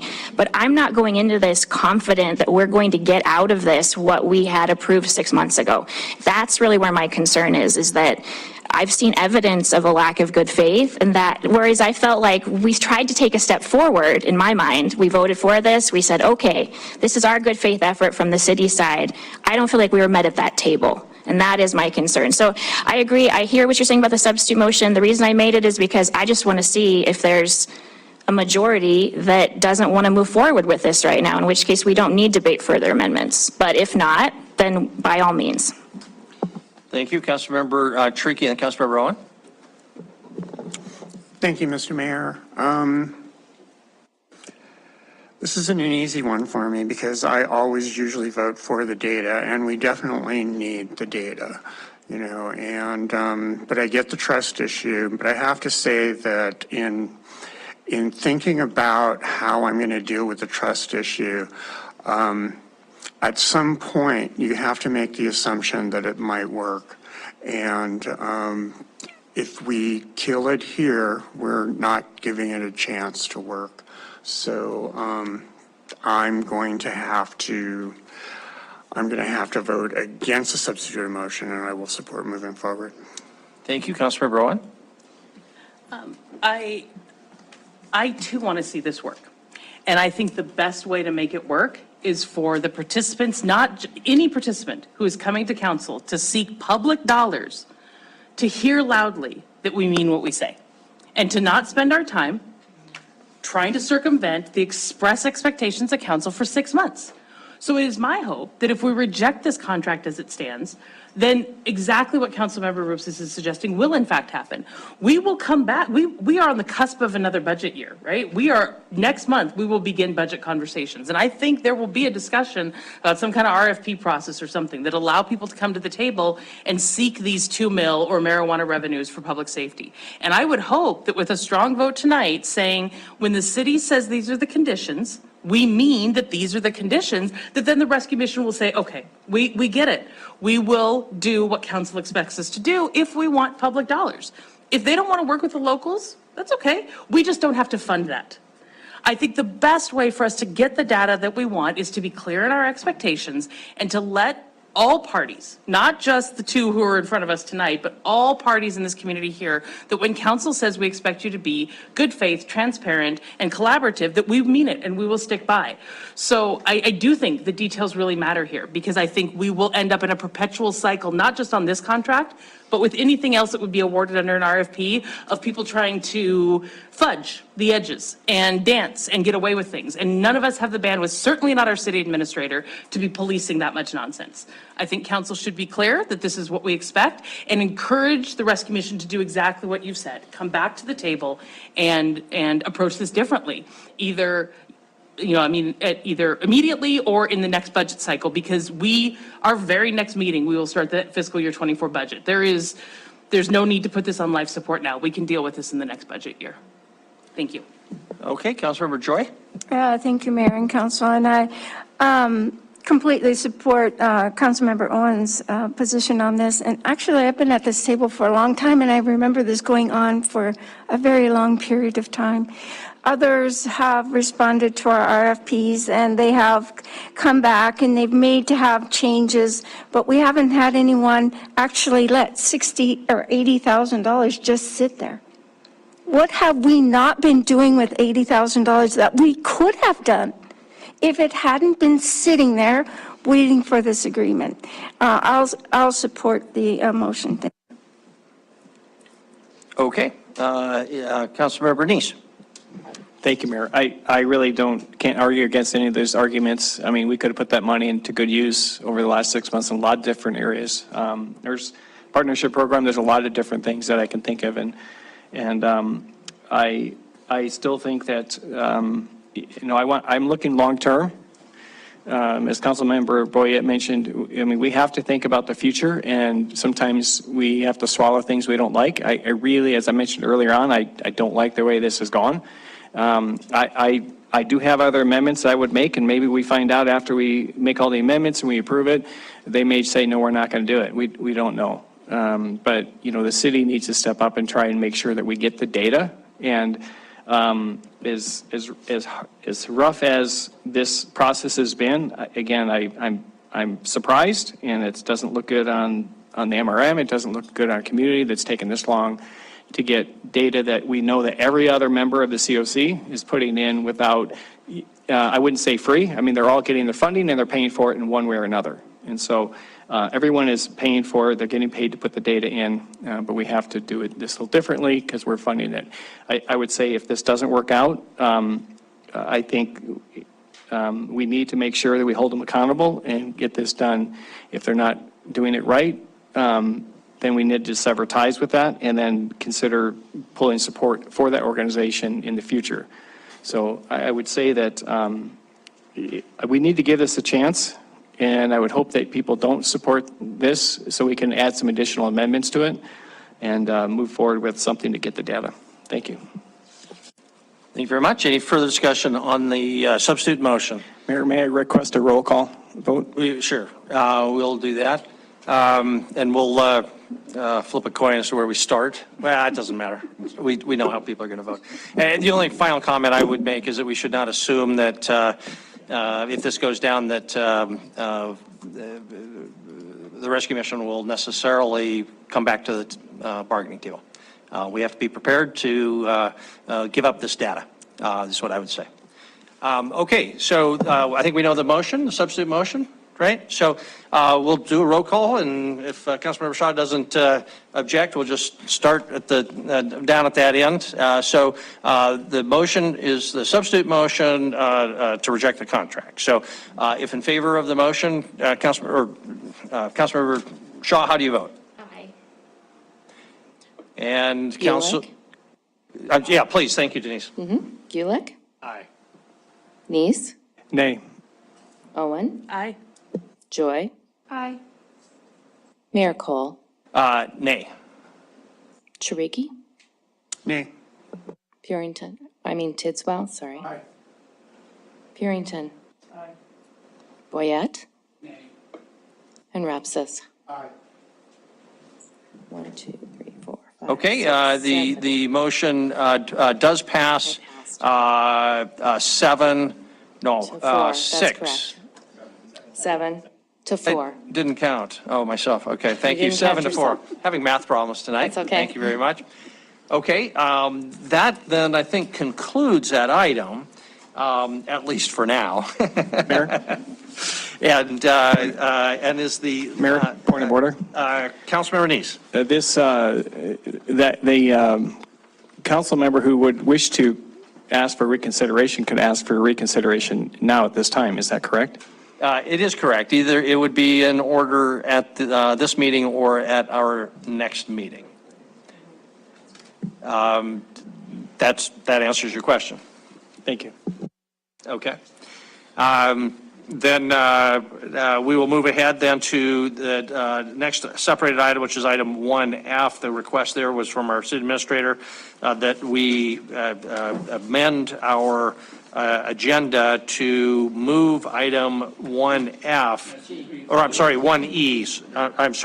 1E to after item 5, so it becomes sort of 5A. That'll be after that action item on annexation. Is there a motion to that effect? Councilmember Treaky.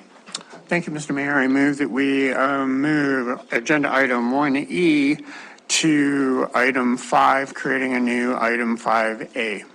Second. Yeah, and I think what it is, so this would be the item after annexation. So, okay. And second, Councilmember Boyette. And any discussion on the motion? Okay, if in favor of the motion, please say aye. Aye. Motion passes. So we'll address that when we get to it. And that concludes the consent agenda, brings us to the regular agenda. Denise, would you read item number 2? Public hearing and approval of FY 2023-2024 Annual Action Plan and Community Development Block Grants, CDBG, and Home Investment Partnerships, Budget Allocations. Community Development Board recommends approval. Thank you very much. Wyeth and Brenda are our presenters in some form here, so when either of you are ready, you can go ahead and take the mic.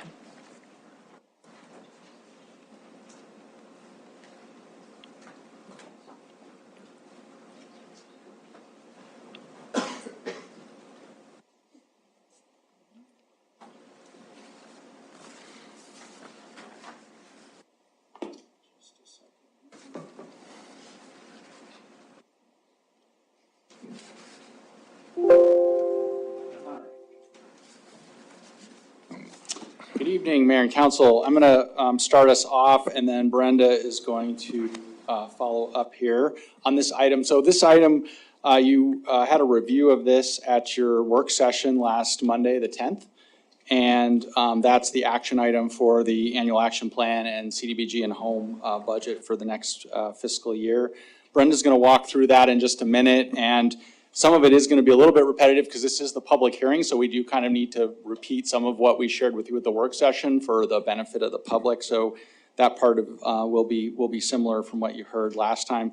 But before we get to that, I just wanted to follow up on some of the discussion at the work session that kind of was beyond the annual action plan itself. So at the work session, certainly staff heard the council's desire to really continue to figure out ways to impact housing.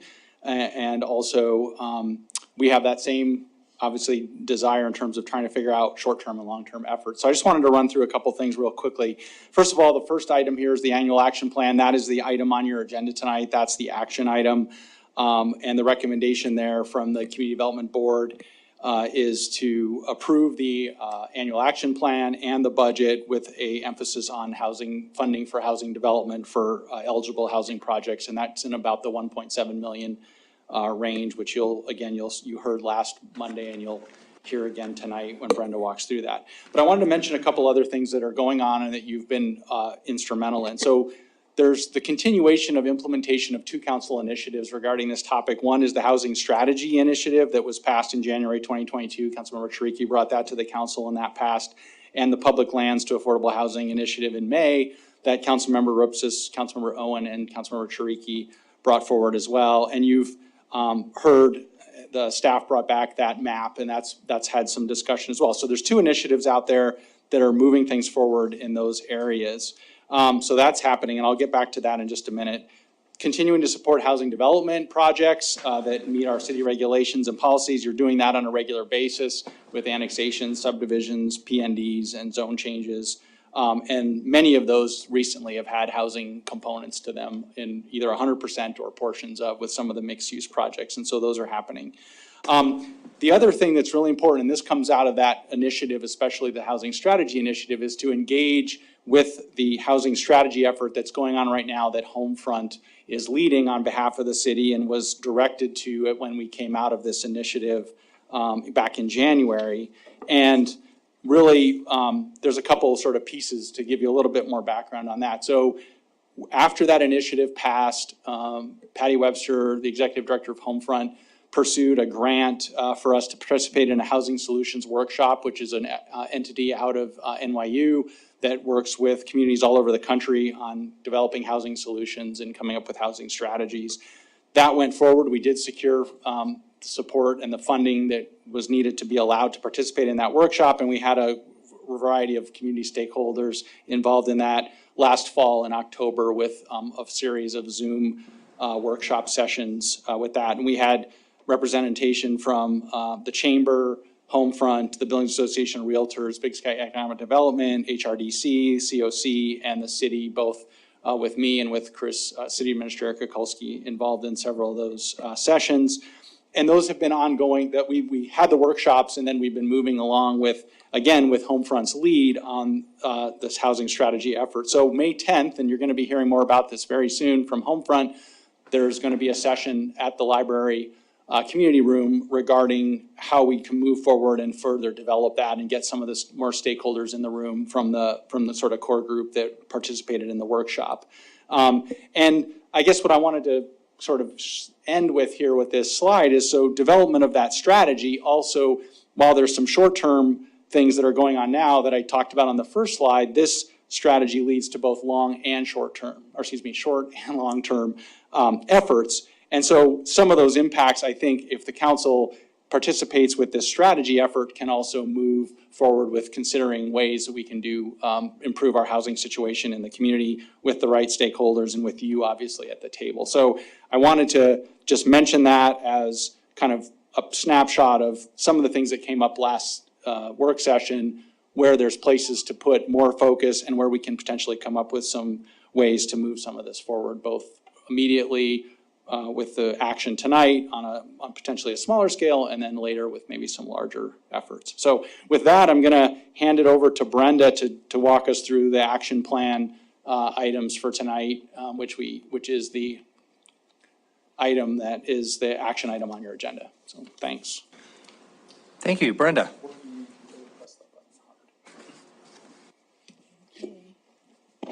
Good evening, Honorable Mayor and City Council members. So this is just the timeline that we went through last week. Our first public comment period began in September to garner public information about the needs of those experiencing homelessness and at risk of homelessness, and also community needs relative to any applications that the Community Development Board would put forth for consideration and for applications to come in beginning in December. And our applications for CDBG and home were due at on January 20th. And our public comment period for our annual action plan began on March 25th, and it ends this evening at midnight. And our board has made recommendations for funding, which we reviewed last week and I'll review again on April 4th. Tonight is of course, your public hearing and action, and then I'll submit to HUD by May 15th. Okay. Oh, not that hard, huh, Wyeth? Okay, well, oh no, it's not gonna go backwards for me now. Thanks. Thanks, man. It feels a little squishy, like it's been used well, so. So our staff, of course, have lots of years of experience in our community development division. Carly's our newest member at 4 years. Tam's been working for 12 years, although she did retire from the Public Works division a number of years ago. And Dina has been with us for 17 years. We cannot see that very well because it's so bright in here, but our board members, we have six of those members are representing low income areas, and we have 3 at-large area representation members as well. Let's see. Yeah, that's all correct. Our board evaluates performance, market, and conditions, and they review our plans, all of our reports. They review our programs every month, activities that we're planning, and they also assist with our audits through CDBG, Home, and Vista, and also our city audit, our city financial audit. All right. So I wanted to kind of point out the workload for our division has tripled since COVID is established. We actually received funding for CDBG coronavirus funding, and you can kind of see that we have currently moving through a lot of that funding with our parks projects, and also newly our CEPTED project, and then also our home ARP allocation. HUD has until the middle of May to get our home ARP allocation plan reviewed and approved or sent back for revision. And then we'll be looking at an allocation process and developing policies and procedures for that program this upcoming year. All right. So our con plan findings, our consolidated plan is done once every 5 years. We identified housing cost burden, limited housing choice and availability, low minority home ownership, and a poverty rate. Although our poverty rate was sitting at about 11% pre-COVID, which was one of the lowest in the state. Our goals were to expand affordable housing options, conduct some neighborhood revitalization activities, and work on poverty impact. And these are the programs that we developed to pull those goals forward. So for CDBG, we've been receiving that funding since the 1970s. And this year we have an allocation of $623,000, just under $624,000. And for home, it's a very big year for home. Home is the only activity where we're required to do housing development, by HUD, and it is at $378,000. That one typically runs $320,000 to $360,000 at the most. So this is a pretty big year for the home program. And again, our low-income households at 80% of the area median income are just under $68,000 for a family of 4. So again, we're looking at administration at the caps for CDBG and home. Vista, we would allocate $63,000, which would leverage over $360,000. We'd still like to allocate $200,000 for foreclosure because we are hearing from our realtor that they're hoping that this summer a couple of those properties will become available for public purchase through governments. Our CHOTO minimum has to be funded at least $56,713, which is community housing development organizations. And that has to go to those development organizations, not to anybody else. And then the remaining funding would be allocated to affordable housing development, and the same for CDBG, affordable housing development, would receive the rest of the funding. All right. So our affordable housing development program then would receive and contain $1.7 million. Again, CDBG funds different things than home, so it just depends on what the project needs and the gaps that we can fill at the end of their funding, their funding application process. The biggest issue is that CDBG cannot pay for new affordable housing construction. So it can be, we can purchase a building or purchase land with that, but we cannot build new housing with that because it would be a repetitive or a duplication of what home funds. So some of those things are similar, but that's the biggest difference. All right. City Council does support the division for our annual rent and parking whenever we move from the library building at about $60,000. And the City Council has put funding at 2 different times to affordable housing development programs, totaling $445,000. And those were just kind of opportunities where there wasn't a funding allocation. You had a little bit of extra money, and that was allocated to this, what they called home revolving loan program.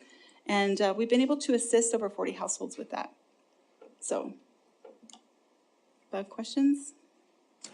Thank you very much. Brenda, questions for Brenda? Councilmember Purington. One of the questions that I have is how much money has having the VISTA program actually saved the city? I know it's cost the city to have the VISTA program. I realize that we get over $360,000 federal money that goes into what they're doing, but I'm not sure what it actually helps the city. Oh, sure. I have a slide on that you usually review for the comprehensive annual performance evaluation report. I'd be happy to send it out to you. It has generated over $10 million for the city, including funding raised for nonprofit organizations to expand their capacity. And also they receive a stipend that they spend here. So there are several $1 million that it's paid out to landlords, healthcare providers. They get their cell phones here. They use local banks. So that funding is in the millions as well. Follow up, please. Please. $10 million they've contributed to the community over what period of time? Since 2009, whenever we opened the program. So it's been a while.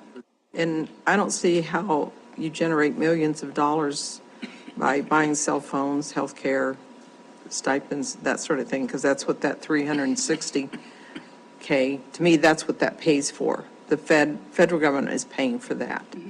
And yes, it does come back into the city, but I'm just having a real hard time seeing if we can't use, what was it, 83,000 or whatever it was that our match is for the federal grant. 63. If that money wouldn't be better used in providing housing, because that's what this is supposed to be doing.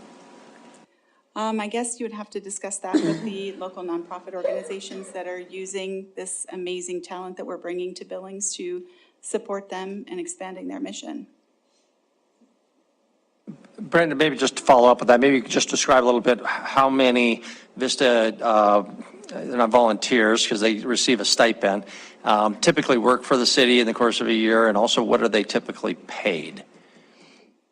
Ballpark. Gosh, I'm going to say around $13,000 a year.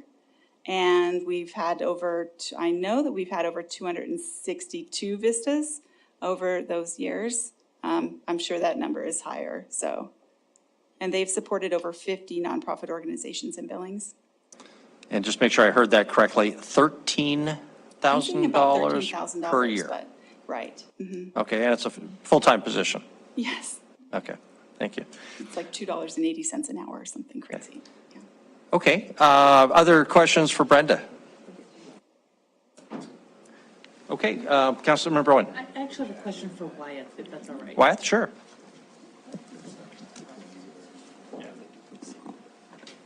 So Wyatt, I think of just about anybody in this room, you probably look more at the planning and design of this community on a regular basis than just about anybody else. So I want to ask you about the money being allocated here to foreclosures, because that's $200,000. And it strikes me that that might get us one, maybe two houses, which feels like a pretty low return on investment, even acknowledging that there might be some, I don't know what they call it, program proceeds or income or whatever that is, that would refill that.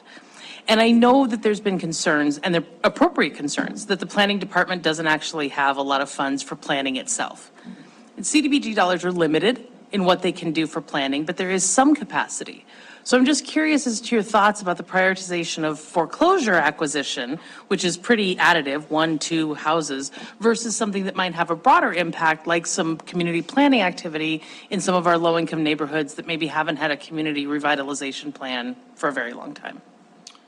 Yeah, Councilmember Owen and Mayor and Council. Actually, I think that the neighborhood stabilization program is really critical. And actually, one of the ideas that could come out of the housing strategy discussion could be other funds to help make that a bigger program. Because you're correct, we can do 1-2 houses a year depending on how much money we have available. But what it does is, and we have a map that we can send to you, because we've hit on and improved houses across the whole city in every neighbor, all west, north, south, east, everywhere. And what it does is when you deal with a house, and these are HUD foreclosed homes that are in terrible condition, they're not up to code, they have to be completely, well, we've had to knock a couple down, but some of them, we bring them back up to code, and then we get a first-time home buyer person in there. And it not only is one housing unit, but it improves the neighborhood that it's around significantly, because often they are pulling down that neighborhood because of the condition they're in and the fact that they haven't been kept up. So really, even though it's a few houses every year, because it's all in different places, strategically in the sense that there are these houses around the community, it really does help neighborhood stabilization even on a house by house. So I would actually advocate that we figure out ways to have more funds for that over time, because a few of those houses can really make a difference in a neighborhood. And, figure out from a neighborhood planning standpoint, ways to do that in other ways. But this is has been a really good program in that sense, even though it's been a small, limited budget. Thank you. Thank you. Councilors, is there a motion or further questions? Oh, I'm sorry, we need to have a public hearing. Yeah. Yes, thank you very much. Let's open up for public hearing. This is your opportunity to be heard on item number 2, the fiscal 23-24 annual action plan for CDBG and the home program. Is there anybody who would like to be heard on item number 2? There is no one online. And Ms. Todd.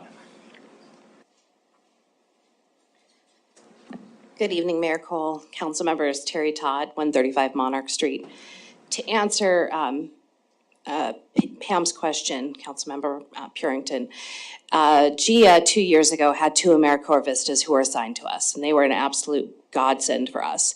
And those 2 AmeriCorps Vistas helped us raise over $150,000 for us that year.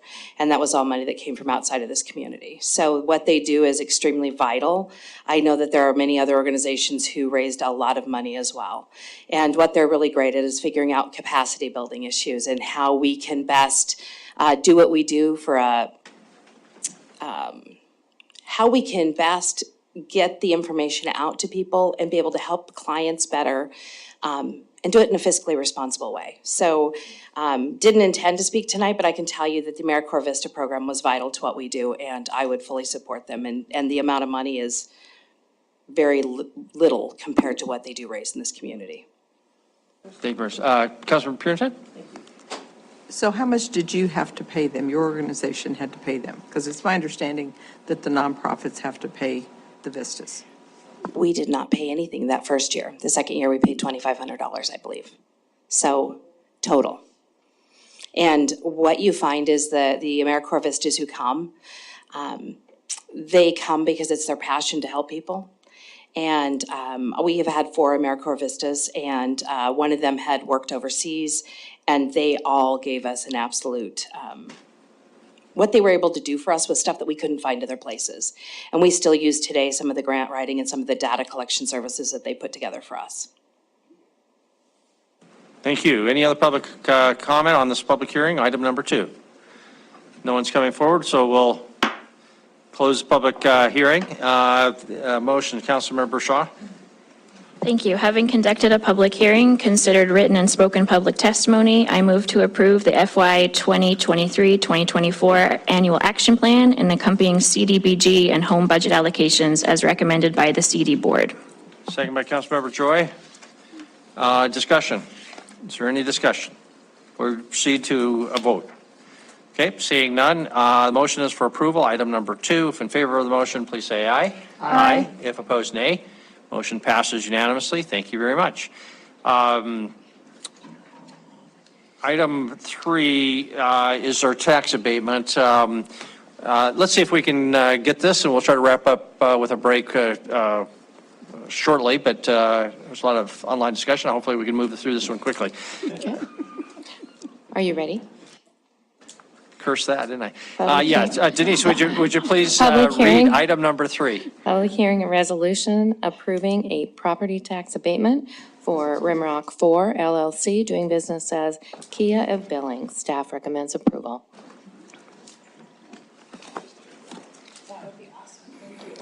So Mayor and Council, in light of time, Diane's actually going to do the presentation. No, please. Diane's going to do the presentation. Our relationship with Big Sky Economic Development, they manage the tax abatement process for both and run it through both the city and the county. So with that, I'll turn it over to Diane.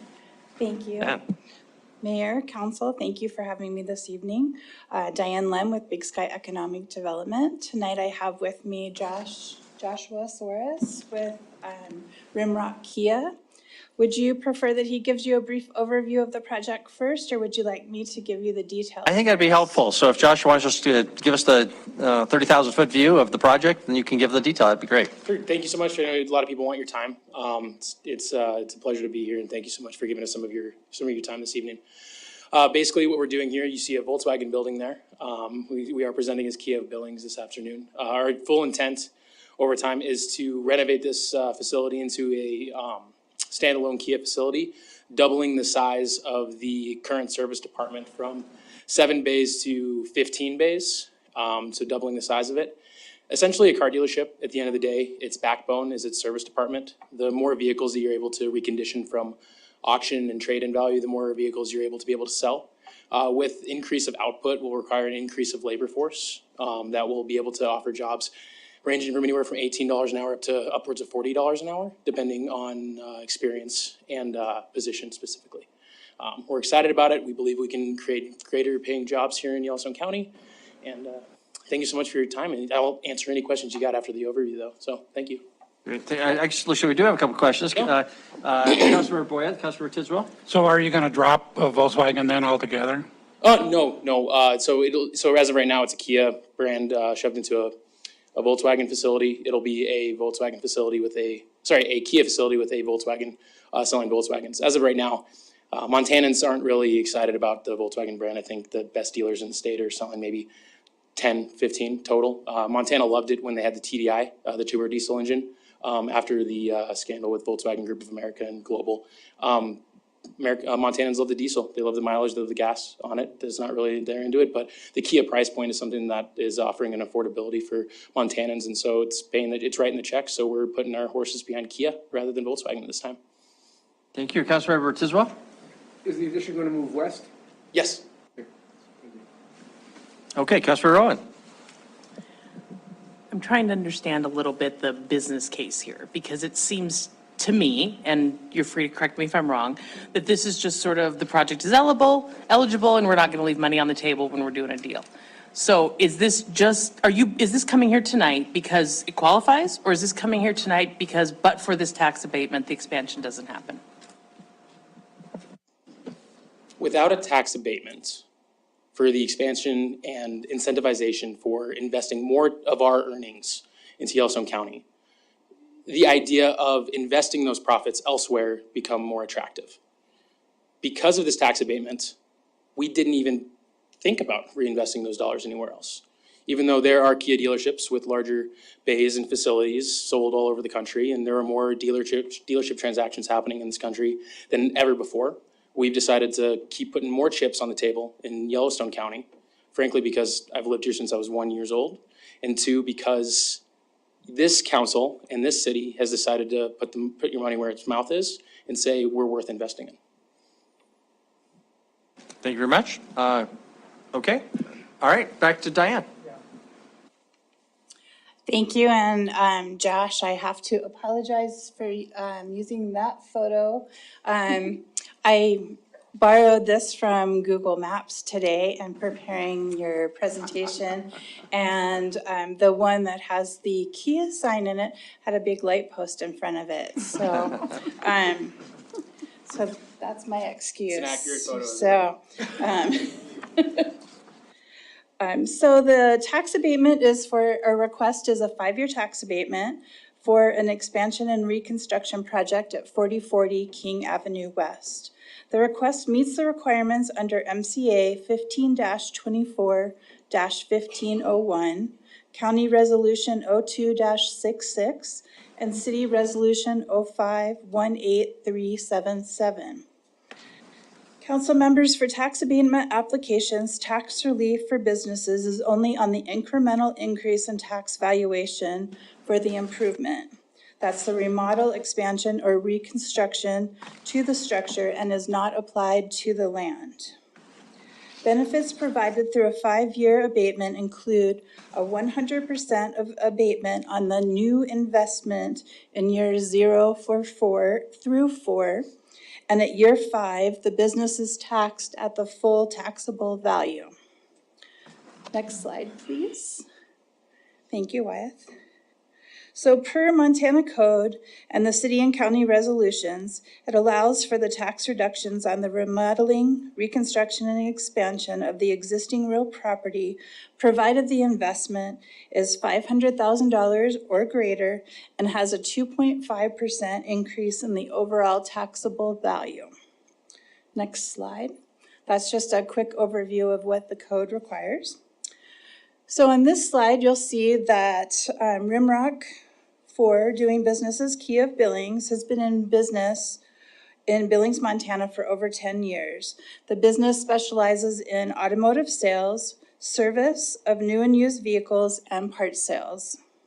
The company plans to remodel and expand their dealership by investing $5 million in new construction at 4040 King Avenue West. The existing building is currently valued at $4.5 million. Their plan is to begin the expansion this year, with construction being completed at the end of the year. This project is located within Billings city limits and seeks approval by City Council and Yellowstone County Commissioners. The County Commissioners held their public hearing on April 18th and approved this tax abatement. The abatement request, again, is only on the new investment in the business, and meaning the tax savings are only on the new incremental tax value on the $5 million. The existing business tax obligation remains at the 100%. The business is using local companies for design and construction, And Rimrock Kia currently employs 36 full-time employees and intends to expand their workforce to 60 full-time employees within 2 years of the completed construction. Those new jobs, as Josh mentioned, will be ranging from $18 to $40 an hour. There'll be sales associates, automotive technicians, sales managers, administrative staff, and parts representatives. Faculty investment, the expansion is the $5 million. Jobs created, 24 new jobs. Using our analysis, using our tool Jobs EQ, one of our programs that does economic impact modeling. The software provided that the annual economic impact of those 24 new jobs in the automotive sector will result in over $3.6 million in sales and output in direct impact, an additional $400,000 in indirect impact, for a total of over $4 million of annual economic impact for our region. This doesn't include the 36 full-time jobs that are retained. We received this application in August, and following all of our analysis and work with attorneys for both the city and the county, we are recommending the approval of the abatement for Rimrock Kia tonight. Do you have any questions of me? Thank you, Diane. I have one, or let me just make a comment and see if you agree with this. At several points, you refer to a 5-year abatement program, and one of your slides had a year 0 going up to a year 4, which could be interpreted as having an abatement over 5 different years, when in fact what a resolution does is it abates the taxes for 4 years, and then the 5th year you're back to 100% regular taxation. I just want to make sure we're clear on that. There's actually 4 years. Construction. Yeah, so it's abated during construction, and then you have 4 years of abatement. Okay. All right. Any other questions? Councilmember Purinton, Councilmember Joy? Thank you. So Diane, I really tried to study the MCA and ours. I guess the one I didn't study was the county commissioners. So I'm trying to get the dynamics of this, and so I probably have more than one question. One of them is because the county commissioners approved it, and it's within city limits, and I suppose they're approving it based on the tax abatement itself, not the business or anything. It's just the tax abatement and the impact that it would have on county taxes. So what is the impact of them approving and us not approving? Or is it like, well, now we have to because the county commissioner said yes? Chris, do you want to take this one? I was under the impression that we need to do the same thing, that being the city and the county. However, played phone tag with our finance director, who reached out and talked with the state today, and he indicated we don't actually have to do the same thing. We created a little bit more of a challenge for Department of Revenue because we've got to track what goes on, but apparently there's not a statutory mandate that we do the same thing. We have our resolution that guides us, the 05 resolution. And to follow up, Mr. Mayor. Councilmember Purinton. And I think that's what I'm having trouble with in reading our resolution versus state. And I'm just not sure, this was back in 2008 when this resolution. 2005. Well, see, that's what I'm saying is that, so I get 2005, that's what I was thinking. But it keeps telling me that it was in June of 2008. So I'm not sure where that is. I think I've read it once, but I can't remember where I found it. And I'm on this computer and I don't know how to look for it. But the point is that the state says that you do, starting, I guess the year after construction, you've got 20%, 40%, 60%, 80%, then it goes to 100%.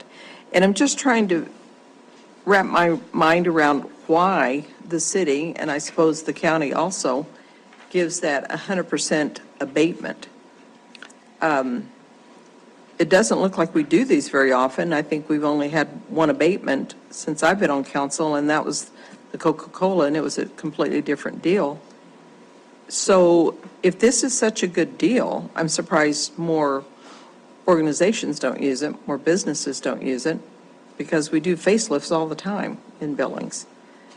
So I'm trying to just see where the abatement is coming from. We don't know that much about it. We really don't, other than just reading what, this resolution, and then, digging back into the state, which is completely different than the cities. And then now I know that there's one that the county has, and I haven't looked at that.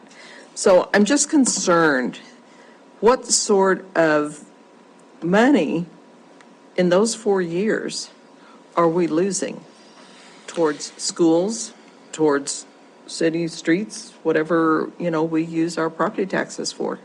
So Mayor and Councilmember Purinton, I think ultimately it is a policy issue, and it's like most economic development programs. This is one of the few tools that exists in the state of Montana.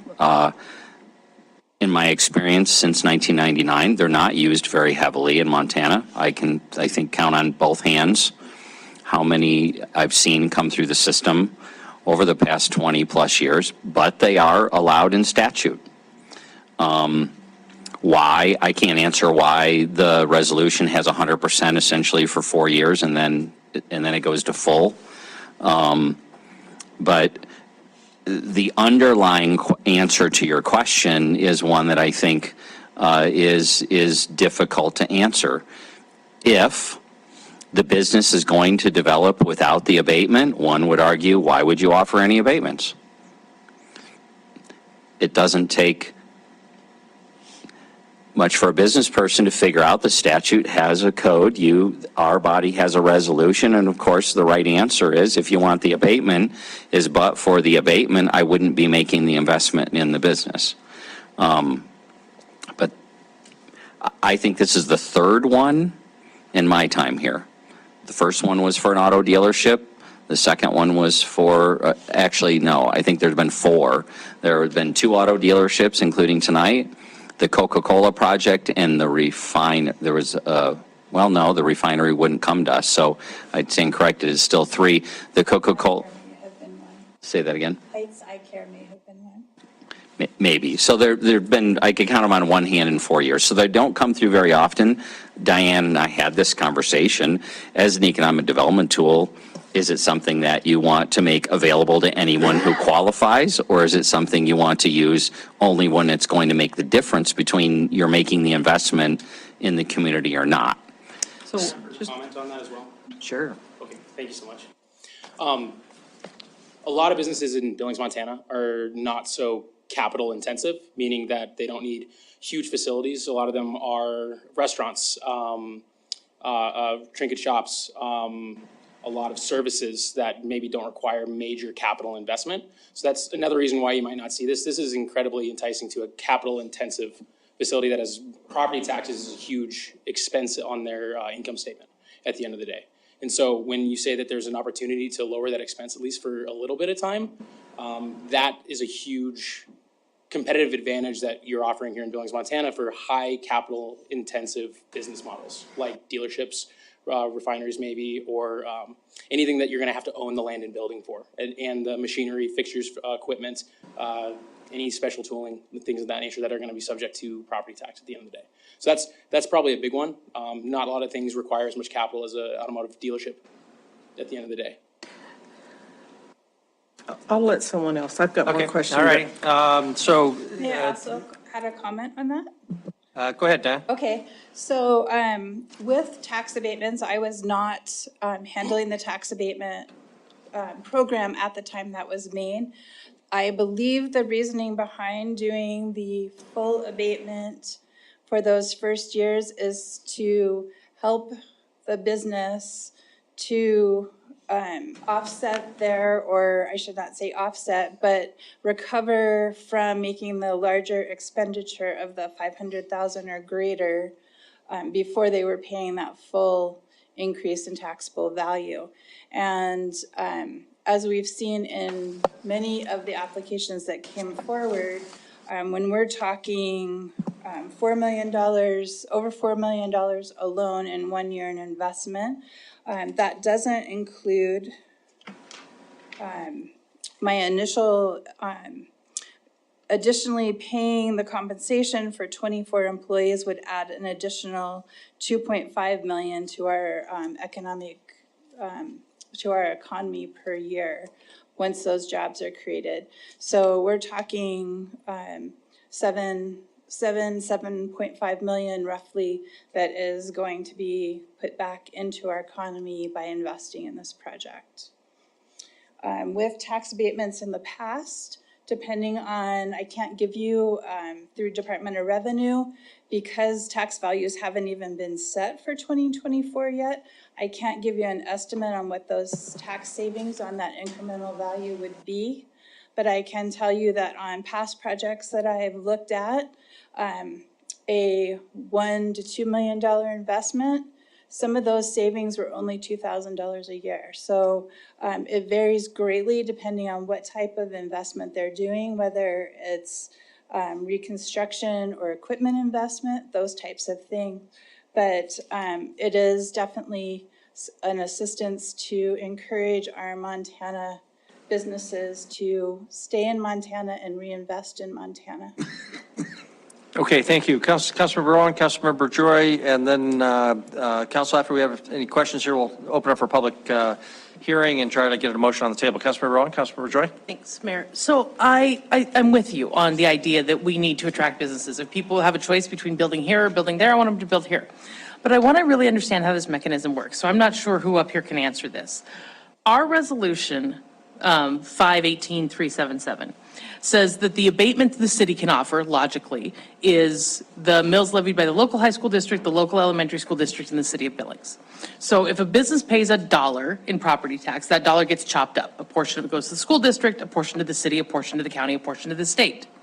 So is the reason that the county commissioners have to act on this separately is because their resolution abates their portion of that dollar? And is the state statute then, does it automatically abate the state's portion? So when we talk the abatement here, are they getting all taxes abated? How does the nesting piece of that work? So with state law, every jurisdiction that the business is covered by has to abate its own taxes. Have a chance to have a public hearing and to make their decision on that. So in the case of a business that's within Billings city limits, it's the county and the city of Billings. If it were in Laurel, it would be the county and Laurel, or if it's outside of any incorporated area, then it's just the county.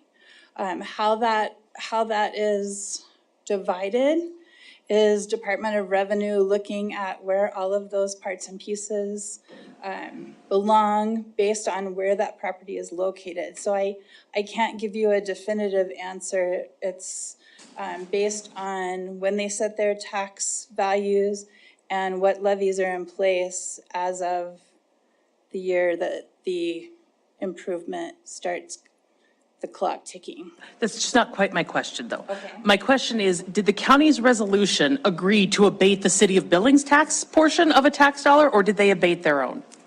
I believe it's just the county. That's what I thought. Okay. We have not, in my knowledge, had the county and the city not agree on one. And so that was Chris's conversation today, that it can happen, but it hasn't happened. And is the state's portion automatic? Or is that already done in this The application? state does, yes. The state is automatic? Is automatically Okay, within. so tonight, Rimrock Kia has already achieved state and county abatement, and the question is city and school district abatement of a single dollar of property tax. So I don't want to answer on the state because I am not certain on that without DOR here to give me that's that fair. information. The county, yes. Got it. So you're looking at the city portion.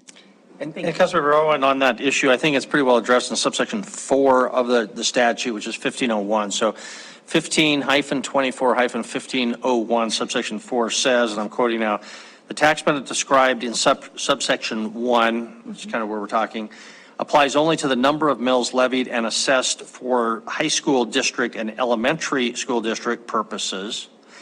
So it's the school component, and the number of mills levied and assessed by the local governing body approving the benefit. Got it. So what you're suggesting there, Mayor, is the state won't abate its portion? The next sentence then says, the benefit described in subsection 1 may not apply to statewide levies. Okay. So we're incentivizing them to come right here. I think so. Got it. Yeah. Okay, I think I'd recognize Councilmember Joy and Councilmember Denise.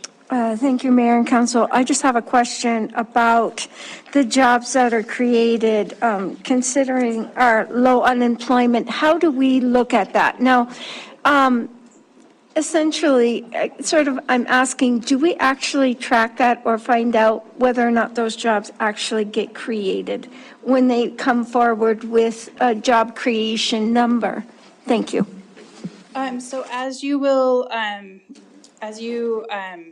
read through now I don't have in front of me, the resolution, I think it's 05-18377.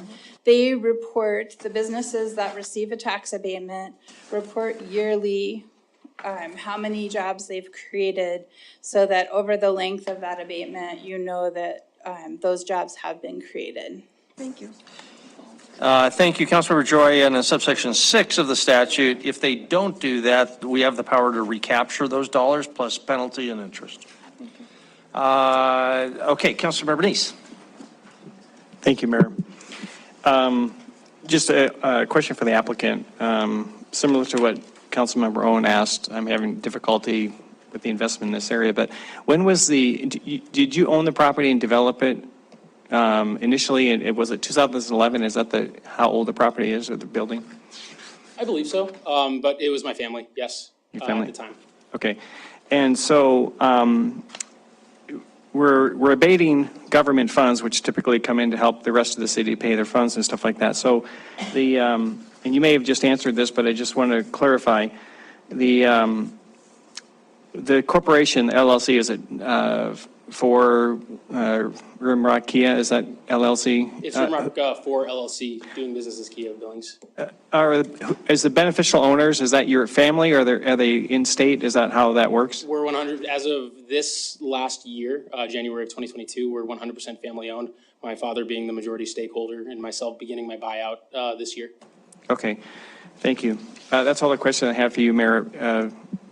And I can make some of my comments. Well, I have one more question for the minister, I guess whoever's giving our presentation here for the city. Go ahead.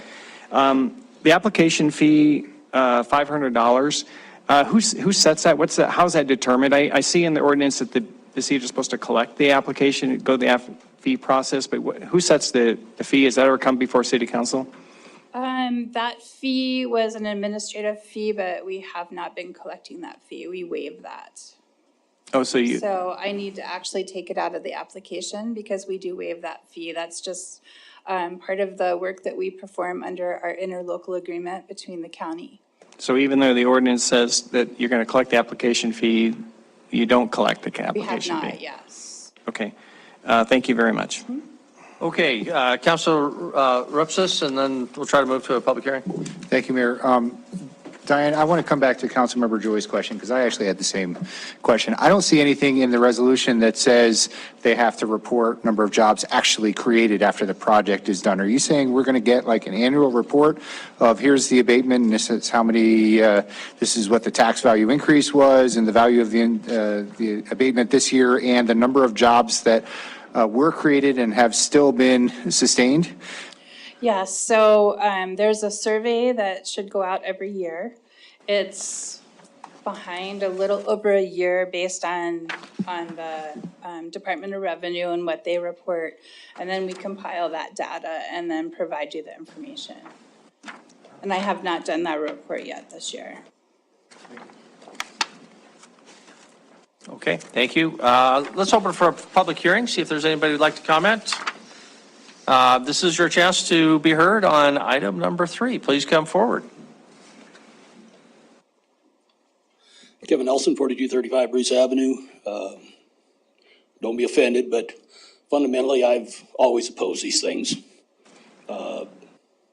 There was one applicant years ago, he was the Toyota dealer there on Grand. When he found out what the gig was, he says, no, I'm going to withdraw. I don't expect my employees to pay my taxes. And that's just essentially what he determined, is that if he abates the property tax, he's just shifting that burden to his employees, and he says, I'm not going for that, so he withdrew that night. And, boy, this has been a while. I'm not so sure Rimrock hasn't come here twice for abatement. That was way before you folks ever showed up. The thing that always was a concern of this, either previous bodies, was the fact that so many of these projects, you know, they're started and then they show up. If you look at the applicant, it says start of construction was 10/24 of 22. Now, if you listen to the greatest car salesman ever, that's what he says, Freddie Fowler. You ever listen to Freddie Fowler? Oh, yeah. Freddie Fowler says, we're building because we got so damn much business that we're the greatest ever we're going to be, and we need this room because we are the greatest, and, you know, we are just the best car salesman, and we just need this and we need that, and okay, then why do you need an abatement? And, you know, and that's always just been the concern, is he's on arguably the highest priced property in town, but he needs an abatement. He has exclusive dealership rights to a worldwide automotive company, Kia and Volkswagen, that no one else. If you want a Kia, yeah, you can go to Bozeman, but you're going to probably go down there and you're going to have to pay you're going to have to pay the price. I mean, this is what they want, and this is what you're going to pay if you want it.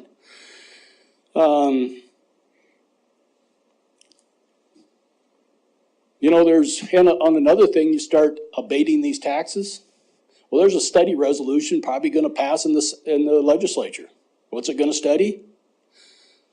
Well, we don't have any money for retirement in our public employees. You're going to abate the taxes that collect the revenue from the retirement funds that then you're going to expect the taxpayers to have to backfeed because you gave it away. And then here in the next week, we're going to have a line out the door of every department head showing up, they ain't got any money. And you guys are going to give away $1 million tonight. 2.5% on a $5 million project. So, I mean, it's just, you know, you got to sort of think through this a little bit, and you wonder, really, do they really need it, or are they just here because they can? And I think they're here just because they can, and they probably don't need it. Thanks. Thank you. And glad you didn't go any harder on my other mayoral friend there with Freddie. Inside joke. That's his little, I think we all get that one. Okay, any other public comment on this item? Okay, we'll close our public hearing and back to discussion and or motions. Councilmember Joy? Thank you, Mayor. Having conducted a public hearing, considered written and spoken testimony, I move to approve a resolution approving a property tax abatement from Rimrock 4 LLC, doing business as Kia of Billings, as recommended by staff. Thank you very much. Second, Councilmember Shaw. Discussion. Councilmember Joy, did you want to speak to your motion, or Councilmember Shaw? Thank you, Mayor and Council. We live in a competitive environment. That is very obvious when we've had applications for abatements to come forward. Businesses are very selective in where they put their business. They don't do it haphazardly. They do it through a tremendous amount of research to see whether or not their businesses are placed in the right communities. And so this is part of the way that we as a city are a thriving, business-friendly city. And so I will support this. Thank you. Thank you very much. Any other, Councilmember Neese, discussion? Thank you, Mayor. Excuse me. I have a kind of I have a big problem with our ordinance, and that's not the applicant's fault. The ordinance from '05 has got a lot of things. I think that's something the council needs to, and the city needs to address and update. And so I would like to see staff bring some recommendations, or maybe council work on looking at this ordinance and update it maybe after this session. We hear what the legislator does. But when I look at the abatements, I think about things that really kind of need. We're looking for how we're going to improve the community. We saw on King Avenue there for a number of years. I'm not sure how long it was vacant. The old Nissan place was vacant and kind of an eyesore. And now we see redevelopment there. I mean, if someone would have come with a tax abatement with that, that makes sense, because it's sitting there, it's empty, it's not being used, it's a kind of attractive nuisance, it's a blight. Now we see it being developed and made into a nice, what's going to be, I would assume, a nice retail type center. This area is one of the fastest growing areas of the town. Not just too far, just a little while ago we heard how this is within that walking distance, a mile away from a development we just put in. People are clamoring to get to this area. And as far as when we look for an incentive, you know, some kind of tax incentive, this is, why are we incentivizing some hot area of the town? Why aren't we looking for ways, we're hearing people coming to Grand Avenue, where there is a lot of redevelopment need there, to give some tax incentives and abatements for something in that area. And so when we look at giving up taxes that were coming into the city, I think we need to really be concerned about, you know, really is that investment coming? Because we're giving that up, we're going to be short that amount of funds. And again, I may have the tax records wrong. I would love to have heard more about the dollar signs, dollar amounts of what we're getting. One property I looked at in the area, I don't know if it's the right one or not, but they're paying a total of $50,000 a year. The county's portion is $28. So does that mean the county approved 100% of the $28? Again, there's no information about that. And so, I won't support this motion. I think that we need to really make sure that this is really an investment in the community. Yes, they are putting money into this, but I believe if this is not approved, they would still invest in this. They would still create that, because they know that the model and the area is hot. People come down there, and that's where they're going to buy their cars. They need the service. That's where they would develop. And I could be wrong. I don't know, but I think we need to utilize this tool more for areas that really can use that community development. Thank you. Thank you very much. Councilman Shaw, the second. Councilman Rowan. Thank you. Yes, I'd like to speak to the motion. So the way I look at this is that we're abating taxes on an investment that may or may not happen. It's a guess, right? We're guessing whether or not it would happen or not. But we aren't taking away from what they're currently paying in taxes. So I don't look at it as we're cutting the city's budget. I look at it as we are abating for a number of years an increment, much like our TIF districts.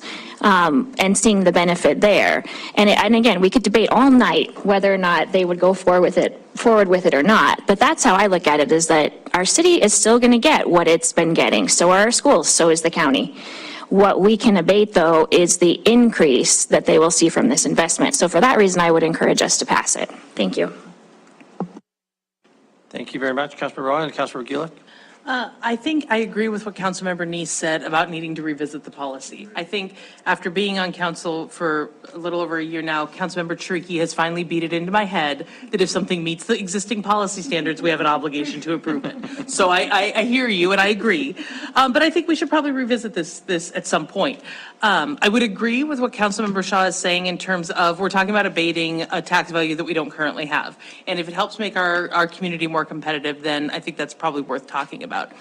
I have asked often, and I do ask a lot, is this government incentive the difference maker? And I think it's important to understand that. But if we, conversely, to play devil's advocate, if we rely only on projects coming to us that need government investment, we're incentivizing marginal projects. This is a project that is a commercially smart investment. It brings some, some economic bonus to the community. And I don't want us to always only encourage the people to come here who can't make it work without the government bridging the gap for them. Sometimes there's a real public policy interest in doing that. And sometimes there's a public policy and interest in saying, we know property taxes are too high and we want you to come to Billings and build your business. So I'm going to support the initiative, but I, like Councilmember Neese, would like to see us revisit the underlying policy because I think these are things that we can debate pretty robustly. Thank you, Councilmember Gillick. Councilmember Owen has teed me up perfectly. Yeah, it is our resolution we have now. I guess I hate to, change horses mid-course, but I too would like to see it, us bring forward a different resolution in the future. I think it would be informed by the cost of services study. I think there's two questions that we would want to be asking in terms of whether we want to approve. It's not only but for, as you suggest, but also, over a 10-year period, is there a net benefit to the taxpayers of Billings? That is, are the taxes coming in at least paying for the services that our city provides in terms of policing, public safety, and in terms of street maintenance, all those kinds of good things.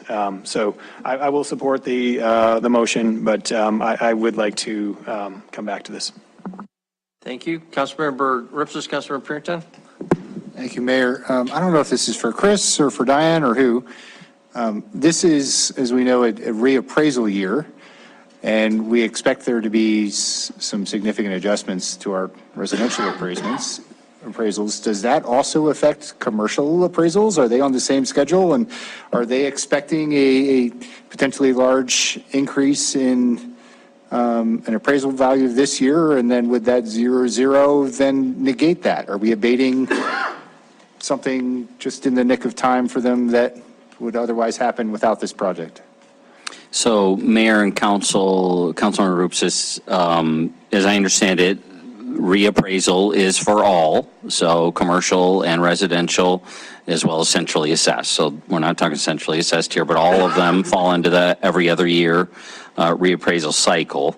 I'm lost a little bit on the effect because I think the effect is just exclusively on whatever their investment is in addition. So does that increment count against what their tax bill was last year, or based on the new building that it was increased and the appraisal from before when that building existed?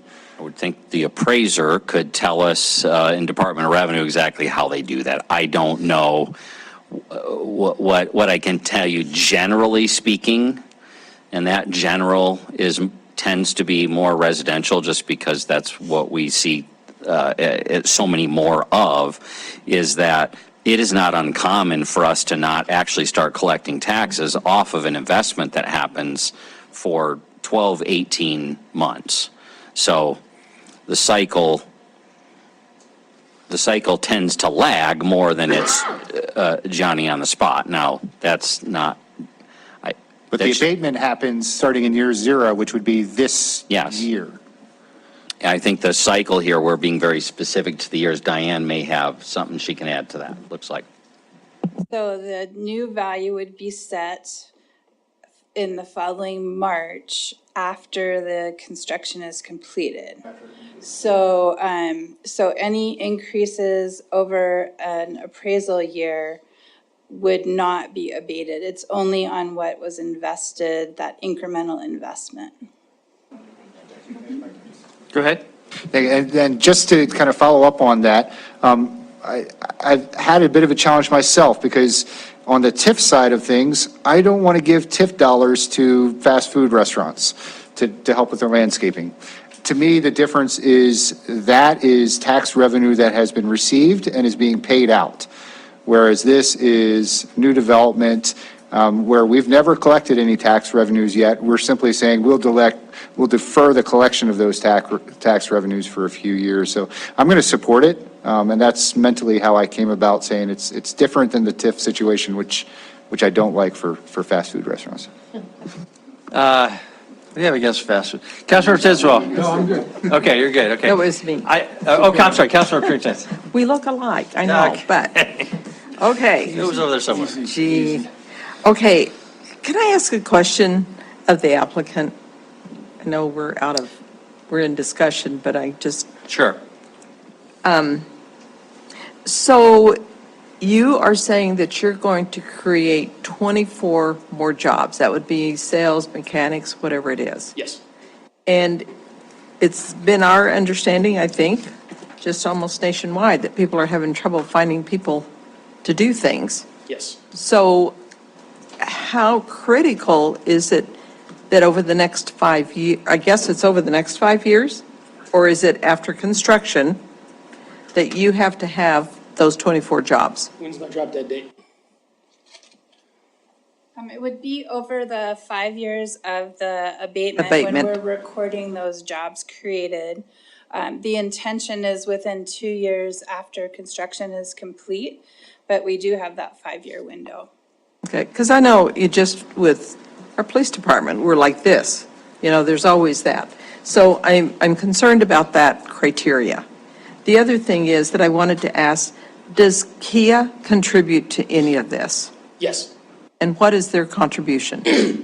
We will find out their contribution. They fly in on the 16th of this next month to do their on-site consultation and give their final review of the remodel. So, It's upwards of 110,000, but we don't know what we're actually available towards us. out of the 5 million? Yes. Okay. They are a very adolescent factory. They're not the adults in the room like a General Motors, a Ford, a Stellantis. But they are growing and creating a very exciting product at the time. So they don't have as deep a pockets for their dealer network as other factories might. So there is some contribution from there? There is, yes. Okay, perfect. So thank you. Okay. So my talking points on this, I agree with almost what everyone has said. We do need to look at the resolution. I mean, we definitely need to look at that. I'm concerned about meeting some of the criteria that's in there. And this honestly it doesn't have a thing to do with you and your business. I'm very pro-business, but not on the backs of taxpayers. I don't like the idea whenever taxpayers have to pay for something that is a private industry, because we have people now that are having trouble paying their own taxes, and that's just on their homes. So, and I know it's not quite the same, but there are the optics. So, and then, Chris, you talk a lot about economic tools, yet it's always on the backs of taxpayers. Somehow or another, taxpayers are always footing the bill. So I will probably, unless someone can change my mind real quickly, I will be a no on this. And it has to do with the process. It doesn't have anything to do with your business. So anyway. Okay, thank you. Councilor Trichy, we'll try to move to a vote, Council.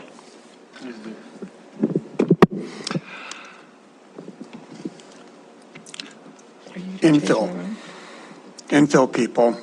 What we are doing here is not getting the increase of the taxes for a piece of property that may very well leave the city and end up in the county where we lose all of it. We're giving them a little bit of money in order for them to stay and increase the density of the area that they're at, and to eventually increase the amount of property taxes that they're paying. The money that they are, and this is true with both the TIF districts and with this, we are not actually taking money away from taxpayers. We are not charging people money that would have become available if the thing was bought and paid for. But until it's bought and paid for, there's no additional taxes that are involved in it. So no, taxpayers are not being asked to directly subsidize this. And remember, this is an infill project. This is putting more jobs in an area where there are a whole bunch of residences coming up and being developed in that area. So let's do this. Okay, thank you. Council, let's move to a vote. My only comments will be that if we do come back to this resolution, and it does seem like something we should look at, this would be 18 years, I guess, after it was enacted, that maybe we could focus on low and mod income areas along our major arterials would be great to incentivize, and then we could actually go out and promote this product. And then also, just a reminder, in the statute, there's a default schedule for these abatements that starts at only 20% off the first year, and then you add another 20%, and then you add another 20% until you get to the fifth year, and then you're finally getting to 100%. We jumped 18 years ago right to the 100%. So if we wanted a less generous schedule, it's built right into the statute. So that'd be easy to adopt as well. So anyway, are we ready for a vote? Hopefully the answer is yes. So the motion is for approval. No other conditions. If in favor of the motion, please say aye. Aye. If opposed, say nay. Nay. I heard in the nays, council members Neese and Purington. Anybody else vote in the negative? Then everybody else voted in the affirmative, so the motion passes 9-2. Thank you very much, council. Let's take a break. It's 9 after 8. We'll be back around 8:15. Sorry to keep you. Did that mess you up?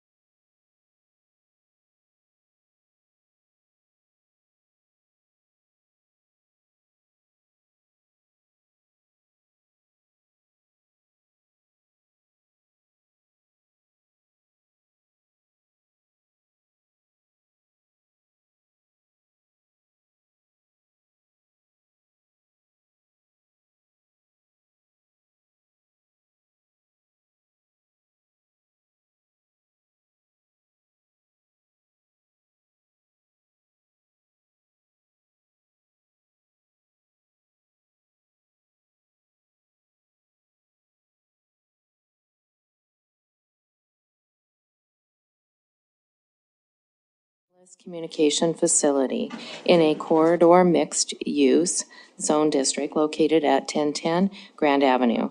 Zoning Commission recommends conditional approval and adoption of the findings of the 9 criteria. Thank you very much. And for the record, I'll just note that Councilmember Owen excused herself and may be reappearing later by Zoom. I think consistent with the rules that we adopted for remote attendance, she has to participate in the entire discussion, if I remember right. She'll be, of course, welcome to listen in, but until she's come in at the very beginning, we'll ask her not to vote. I'm here, Mayor. Yeah, very good. We got to make sure. Yeah. We want to make sure nobody has a gun to your head, Councilmember Rowan. I don't know if we have that ability. We'll work on that, but. While we're working on it, we don't want to hold things up. So you can hear us just fine, I assume, and we can hear you just fine. So if you promise us that there's nobody there standing there with a gun by your head, we'll just go ahead. No duress, Mayor. That's the case. Okay, very good. So Monica, it's all yours. All right, thank you, Mayor and Council. So tonight, I'm going to present on Special Review 996. This is a special review that considers increasing the tower, the height of an existing cell tower. The existing cell tower is 46 feet, and they're asking for a 30-foot increase for a total of a 76-foot tower. So, I don't know if I can do this. Well, talking points, I've got them. So special reviews are different than zone changes. Special reviews allow you to consider the site and also to consider conditions of approval that can mitigate impacts. There are 9 criteria for which special reviews need to be considered. Those were included in your staff report along with some staff recommended findings. In order to kill time, I will go through what those 9 criteria are. If that's good with you, Kevin, if you need me to burn a couple. Oh, here we are. I don't want to read them to you. I trust that you've read them in the staff report, but these are different than your zone change criteria. So this is the particular site. It's highlighted in that teal color. It's along Grand Avenue at the intersection of 10th and Grand. It's zoned CMU1. There are existing commercial facilities along the Grand Avenue frontage, and the tower is presently located in the rear of those commercial buildings. The black dot actually indicates where the tower is. The surrounding zoning includes more CMU1. There's also some N2 that has residential on it, as well as neighborhood office, which does have an office space. And then we're back to N2 on the other side of 10th Street West. Are you driving or am I driving? Okay. I think I'm driving. Okay, cool. I like driving. So this is an aerial of the subject property. As I noted, there are existing commercial developments all around, and the facility is located in the rear of an existing commercial development. The next 3 slides that I have for you actually go over the site development itself. As you can see, the bolded outlined area is the actual tower siting location. They are proposing that the area be enclosed with a chain link fence. We have prepared a condition of approval number 3 that basically says the chain link fence, if it's going to have barbed wire, the barbed wire has to be located 8 feet and taller, just so that it's consistent with the code. And we've also included a condition that deals with landscaping. The wireless communication facilities portion of the code talks about the requirement for an evergreen hedge or shrub of at least 4 feet in height has to be maintained around the perimeter of the tower. In talking, when our zoning coordinator, Nicole, was working with the applicant, the site is very constrained as it is, and it's all pavement. There's parking immediately adjacent to it, and it doesn't really facilitate on the surface for landscaping, and so the code has considered when administrative relief can be considered. And so you'll also see that in the proposed conditions, and that would be condition number 4. And here is an elevation of the facility. So on the left-hand side, you're actually looking at the existing elevation of the tower that's 46 feet. And on the right, you're looking at the proposed elevation. So you can see what the addition of 30 feet will look like. The regulations say that if you're going to have a tower that's going to be in excess of 50 feet, that you have to seek a special review. There's also some separation requirements when you're going to have a tower that's over 50 feet. It says that you can't be within a mile of another tower that's that height. There are 3 towers that are in that 1 mile radius, but none of them are over 50 feet. So this doesn't create any sort of conflicts or complications with that requirement. We'll now just go through some photos. You can actually see in the tree right here, this is the existing tower facility. Noting the height. This would be looking west on Grand Avenue. East along Grand, so those are the other businesses occupying the commercial structure that it's behind. View west from 10th Street West. You can see the facility clearly here and also see how the back area is being used for parking. And this would be the view northwest from the alley. Okay, so when the zoning commission, as well as when city council reviews for special reviews, you're looking for consistency with the growth policy. You're looking for whether the special review will not endanger public health, safety, and general welfare or morals. Whether the site is adequate in size for topography and use, whether it's injurious to other adjacent properties, whether it will impede normal and orderly development of surrounding property. It gives you the ability to create conditions, of which we are recommending 6. The first being the approval is for the increase of the tower specifically to 30 feet. 2, that substantial conformance with the submitted site plan is required. 3, any tower enclosure shall be a minimum of 6 feet, and the use of barbed wire or sharp fence materials requires the fence height of 8 feet with the barbed or sharp materials above the 8-foot fence. So that's the condition I referred to earlier. Number 4, there must be a submission of a request for administrative relief from the required landscaping around the enclosure.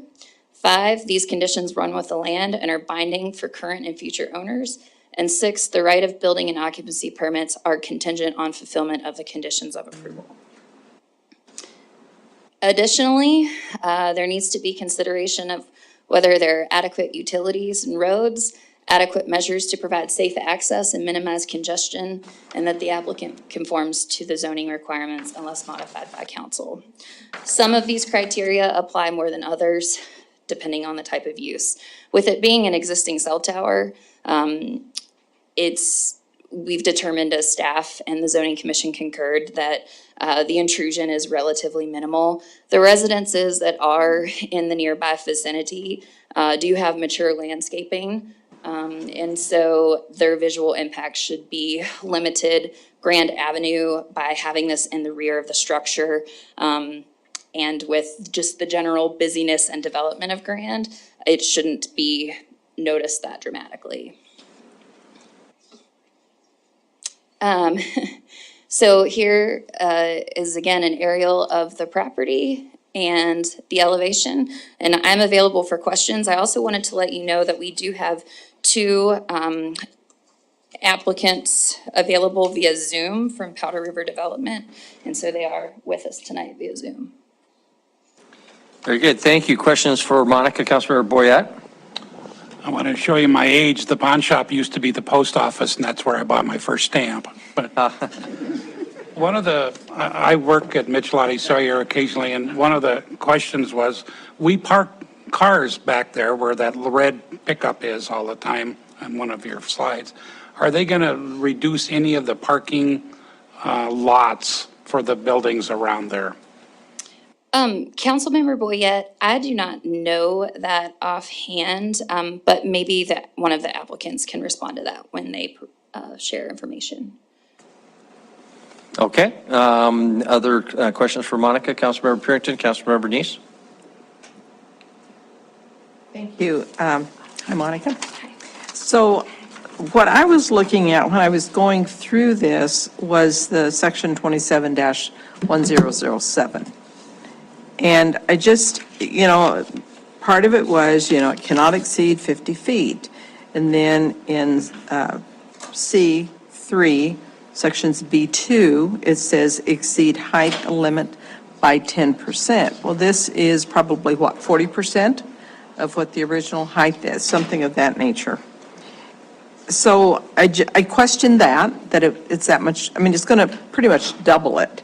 So even with the maturity of the trees, I was concerned about the look of it, because I know that there's that concern on Grand Avenue about all the billboards and all this other stuff, that I just think that's going to add to the jumble mix on Grand. Question, what is the intent of making this higher, that much higher? Sure.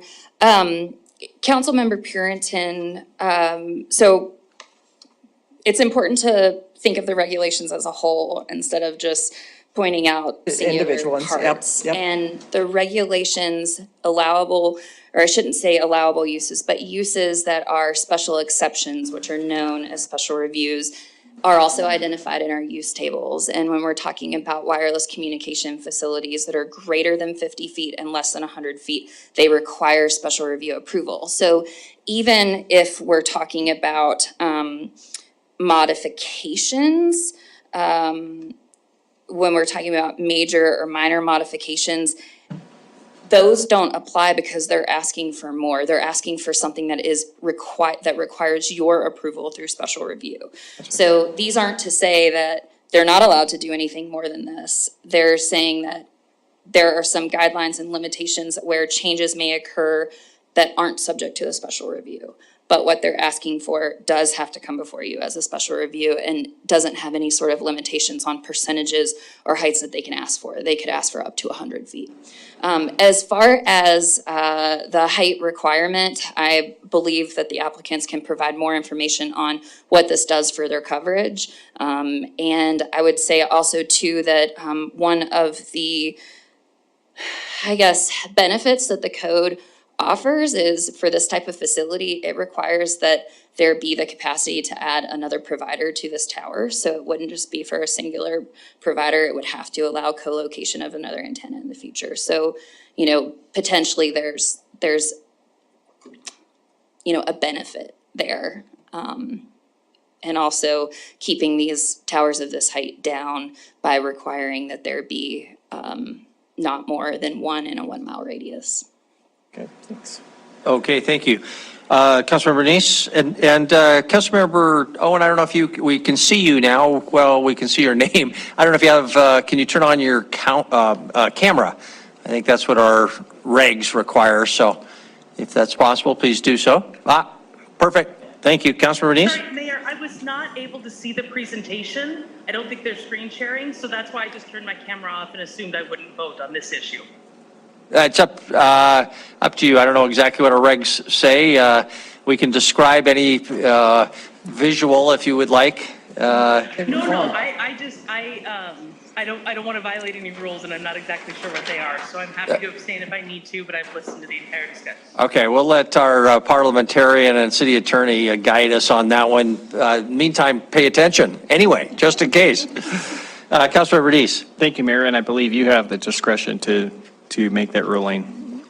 But I do have, Monica, I have a question for you. As I look through this one image, and I don't know if you can bring it up or not, but it's the one with the red truck. There's a couple red trucks in there, but it's kind of the back where you see the tower going up. And I believe they're going to probably build another facility next to it where the new generators and things like that are going to be put in, then underground tunnel it in over to the tower. But are we talking about the 8-foot fence on the existing tower, or are we talking about where the new generators or whatever else is going to be going there. I think it's more helpful to actually use this as a guide. So the fencing will be around the facility in its entirety. And as you can see on the site plan, they've marked the parking here. And so I would just ask for clarification because I am not sure as to whether or not they are having, my assumption is they are not having to remove any existing parking because of where the existing tower is. But it does appear that maybe some people were using a space right here. But I would ask the applicant for clarification on that parking space. Okay, so, all right, so that's I guess my question is they're going to put in this fence all the way around it, so it will be including the kind of beige building that's there now? Because right now, someone can hop on the building and just climb right up the tower. Right. So it does need to be a secure facility. Yeah, so they're going to go all the way around the entire building with that. So chain link is awful looking, and I know it's behind everything. I don't know, I can't see what the neighbors are looking at from the back. But is there anything in there other than chain link? A lot of these facilities, we require them to put up, some kind of brick and things like that, where typically that's a little more visible, like at our fire stations and parks and stuff like that. Sure. So while I understand that there are varying levels of appetite for different fence materials, in the wireless communication facilities, it does say fencing. These are the requirements: fencing, a chain link, or solid wood fence or masonry wall at least 6 feet in height. So a chain link fence is specifically called out as an allowable type of fence for this type of facility. Okay, but if we could condition that to a different type if we wanted to, or are we saying because applicants choosing that fence, we can't do anything about that? You could certainly consider it if you think that there is a circumstance that requires mitigation, that for this site that chain link wouldn't be appropriate, but the code does consider it as an allowable material. Okay, thank you. Okay, Councilor Rupsis, Councilor Boyette. Thank you, Mayor. Monica, your staff memo, one of the things I like about taller towers is that they can co-locate providers. And so we can potentially reduce a second smaller tower by combining them into one taller tower. Your staff memo says the WCF over 50 but less than 100 feet must accommodate at least one other comparable antenna in addition to the applicant's antenna. Does this mean we have to have another provider's antenna on there, or it just theoretically has to be possible to put another provider's antenna on there? So Councilmember Rupsis, it has to allow that spacing. So if another provider were to come to the city and say, we want to locate a 60-foot tower within this 1 mile, we would say no, because there's already an existing antenna and it provides for co-location. You need to use an existing site that provides that ability, as opposed to asking for some sort of waiver from the 1 mile and coming to council and asking for a whole separate special review. But they could have another tower under 50 feet within a mile without any kind of special review. So the only benefit is if we can take two of those under 50 feet and combine them into one taller tower. So is this saying there will be a second provider there and thus we are getting rid of a smaller tower, or just that theoretically it could happen? No, it just means that it provides the opportunity for a second provider to be located there. With towers under 50 feet, that are in zones that don't require any sort of special review, they're an allowable use. Therefore, the use standards that are associated with towers under 50 feet say, this is not intrusive to the neighborhood, therefore it's okay. There's nothing that forces them to relocate to a taller tower. Okay, thank you. Okay, Councilor Boyette. Thank you, Mayor. We were kind of hoping down the road that we would get rid of towers because we were going to go to 5G and they would put something on every telephone pole. Is this something that we're going to continue to see as more tall towers in Billings versus getting rid of towers? Honestly, Councilmember Boyette, I think yes. I mean, I think the hope is that, as technology evolves, that we'll have, more stealth technology locating here. But we are still seeing, and I would say short of some sort of policy shift that would prevent new towers, I think the providers will consider what works best for them. And in this case, there is opportunity with an existing tower to make alterations as opposed to, say, a completely new investment. Okay, thank you. Any other questions for Monica before we ask the developer for their presentation, if they have anything? And there were a couple other questions about parking and whatnot. We'll try to get from them. Could you introduce the applicants? Yes, we have Cameron Colgan, and I believe we have Josh Gray from Powder River Development. Gentlemen, welcome. We can see you on screen there, so whichever you'd like to take off, go ahead and start.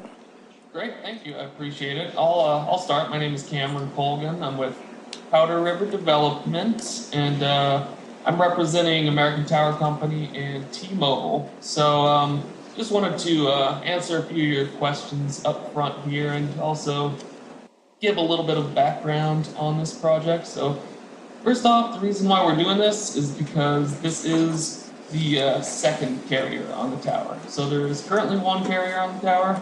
We're looking to add T-Mobile to this. Basically, T-Mobile has a big hole in their coverage in this area, and they're wanting to add onto this tower to fill that gap. You are correct in that basically the reasoning for this is to increase one tower height a little bit versus, pop up another tower somewhere down the street. It really helps out the carriers if we can all, and the local area, if multiple carriers can go on one tower versus, 3 or 4 towers in a clump somewhere else. So it helps out visually, and it typically provides a little bit of benefit for the carriers as well, because they can get a little more elevation on top of that tower.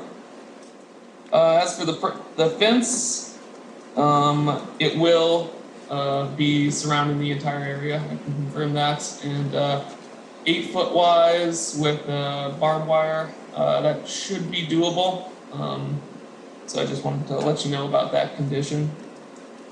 Exceeding the height limit wise, so there's something called the Spectrum Act, which is a federal act, and it passed in the late 90s and then was revised again in the mid 2010s. And this act allows towers to be increased by, it is 20 feet or 10% heights between the top of an existing antenna and the bottom of another antenna. So with this tower, that is actually considered part of the Spectrum Act, because the bottom of our new array antennas is exactly 20 feet from the top of the other array. So that would be considered an eligible facilities request, and they're prohibited from denying eligible facilities requests. Generally, jurisdictions are. That means, well, basically, the cause for that is because of the issue that we were talking about. They want towers to be co-locatable. They want multiple carriers on one tower, as many as they can fit on there, just so we don't have towers all over the place every, 500 feet or so down the road. The 5G issue that you mentioned, so what you're talking about on the light posts, those are called small cell sites. So it's a smaller antenna, provides high-speed internet, 5G, but it also has a very limited range. These towers also have 5G capability, but they provide more of a relay and an extended range than the small cells. So that's kind of a stopgap between all the light post towers, or the light post antennas and these towers. And I believe that is really all that I had for you. If you have any questions, I'd love to answer them. Gavin, there was also the issue of parking and whether they would be losing parking there. Correct. No, I can confirm they're not losing parking. The area around the tower is called the lease area, and that has been established since they originally built it. There is kind of a little yellow pole there. It's really hard to see on the picture, but it's so nobody can park in that area. That's where they're gonna take out that pole and build a small equipment platform for T-Mobile and then fence around it. So you're not losing any existing parking. Okay, thank you. Any other questions for our applicant representatives? Councilor Ripsis. I might have misunderstood something. Did you say the Spectrum Act prevents municipalities from prohibiting this type of expansion? Yes, that is correct, actually. You can challenge it, of course, but yeah, the Spectrum Act does prohibit jurisdictions, meaning the state, county, and city jurisdictions from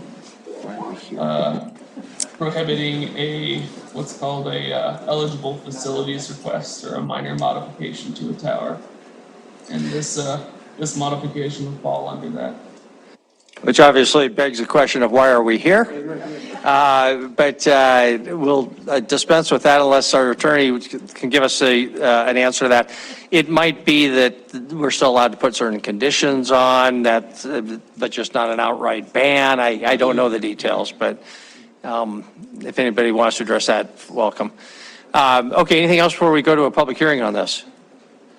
Okay, Councilor Purington? I just wanted to, Monica, so with these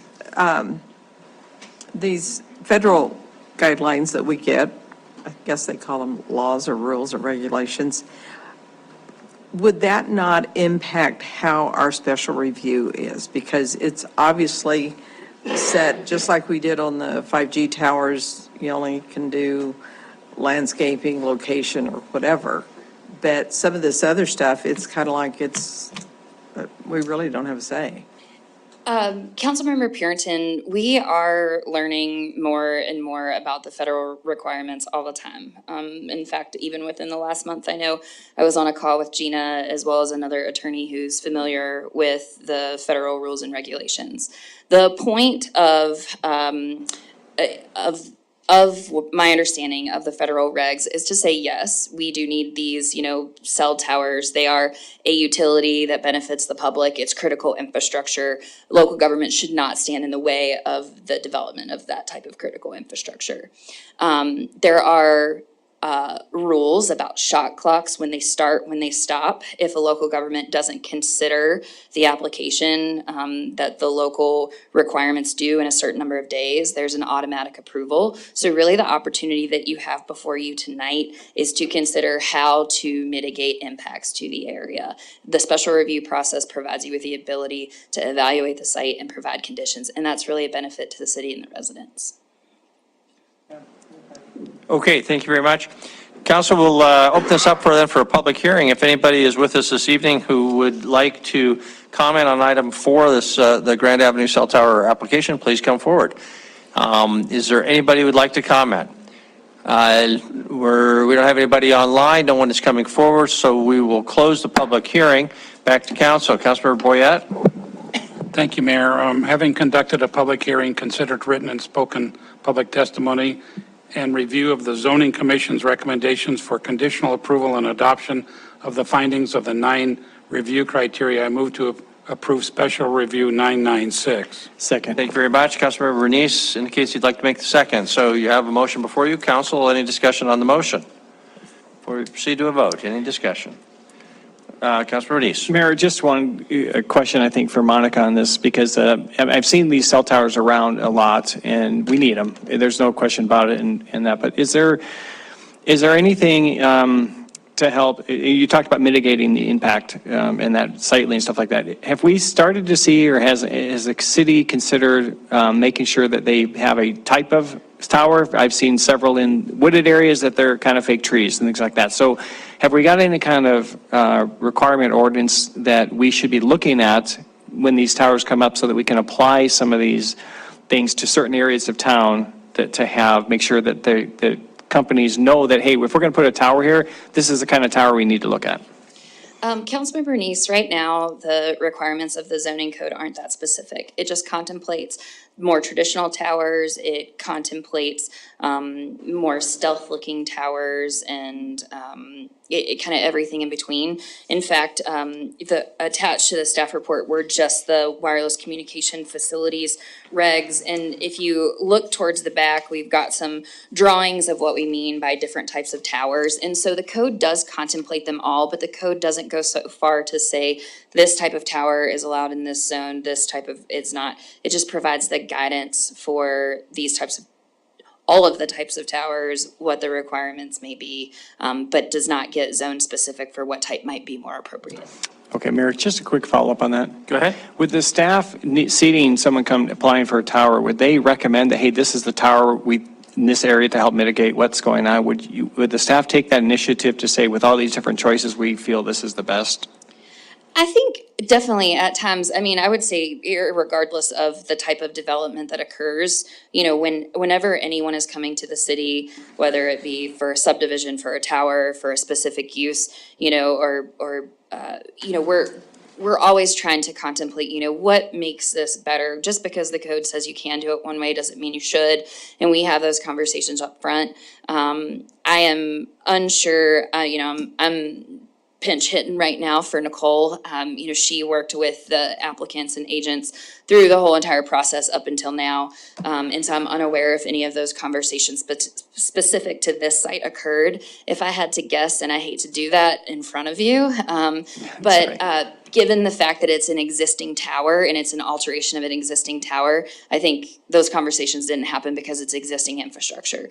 If we're looking at the West End, you know, residential, rural landscape, more open, larger lots, yeah, of course, that's going to be one of the first places we start a conversation. Yeah, thank you. Okay, thank you. Councilor Ripsis? 6 months from now, can they come back and add another 20 feet on top of it? What's the limit? 100. And the spectrum app's okay with that? The FCC's okay with maxing out at?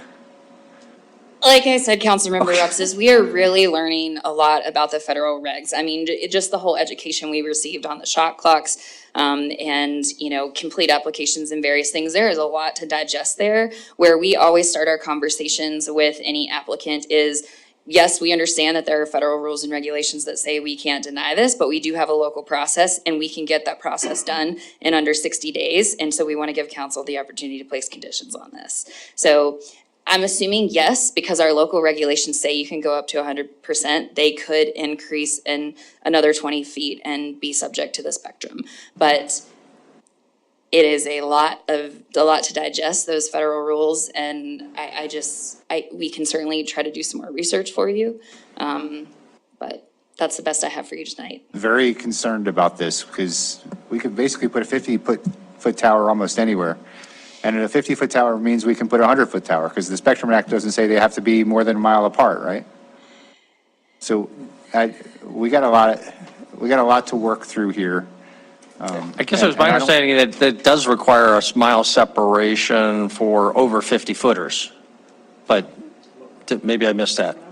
That's our local code. Right, it is our local code. I mean, I think we would continue to say these are our local regulations, and then it would be up to the provider to then challenge the outcome by saying that the code doesn't allow these types of heights or limits in these areas, or it's maxed out.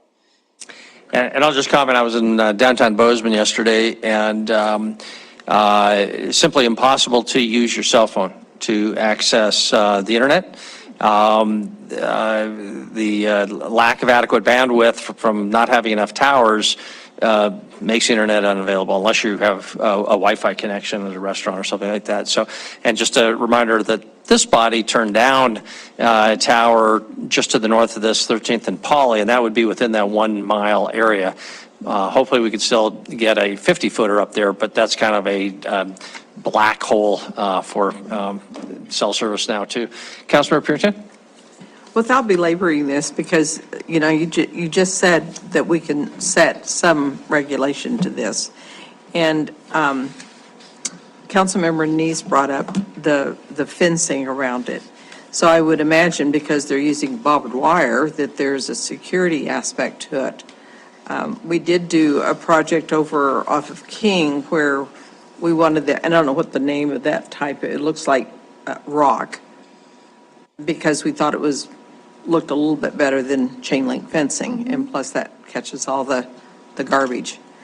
And I would imagine if we were any place other than in this alleyway, that may be something that we would, want to pursue in light of, the aesthetics of it. Yes, Councilmember Purinton and Councilmember Neese, you have the ability to amend the conditions that are recommended to you.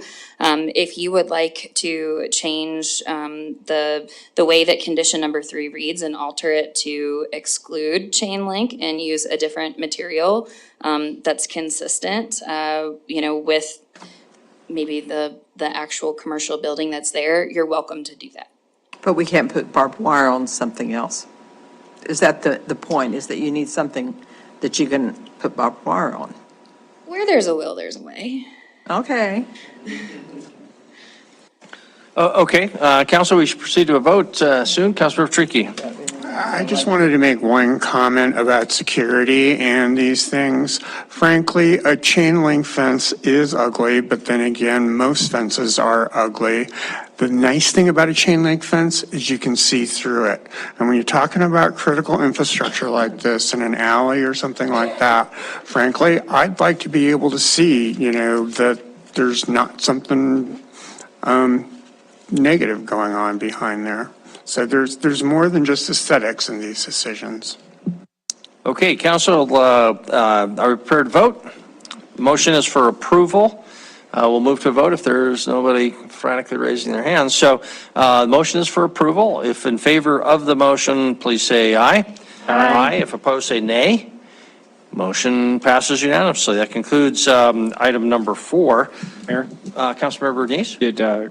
Oh, yeah, I apologize. Councilmember Owen, I looked at our regs. I do have the power to authorize you to vote. And we did not see anything visually that was not in your packet that you had access to, plus this is in an area. Feel free to vote, and we'll record your vote if you would like to. I did vote, Mayor. I'm sorry, I must not have used my strong voice. Yeah, okay. Very good. Then the motion does pass unanimously. Thank you for that clarification. Okay, item number 5. Denise, would you read item number 5? Public hearing, a resolution for annexation 2301 located east of East Lane and south of Elysian Road. Staff recommends conditional approval. Back to Monica. Okay. Annexation petition 23-01, McCall Development and Agent Sanderson Stewart both are here tonight. You are here for a public hearing. There are several items though related to this. And so thank you for moving the item off of the consent agenda down here. It's actually a plat that's has portions in the city limits already and outside, but to be on the safe side, it's good to move it down here. You will consider the annexation resolution. That does have a public hearing. Then you'll consider the preliminary plat, which does include a recommended SIA. There's also a standalone waiver that is subject of a condition of approval for the annexation resolution. And then you'll need to hold a second public hearing related to the ward boundary ordinance. There won't be a presentation on that, but this is in Ward 3, and I know for sure it is on the correct side of East Lane to be in Ward 3. Okay, so the annexation exhibit is attached to your resolution, and the gray area right here is the area that is subject to this request. We always start with, is this in the limits of annexation? And it is. Therefore, that means that the applicant can petition for a request at any time.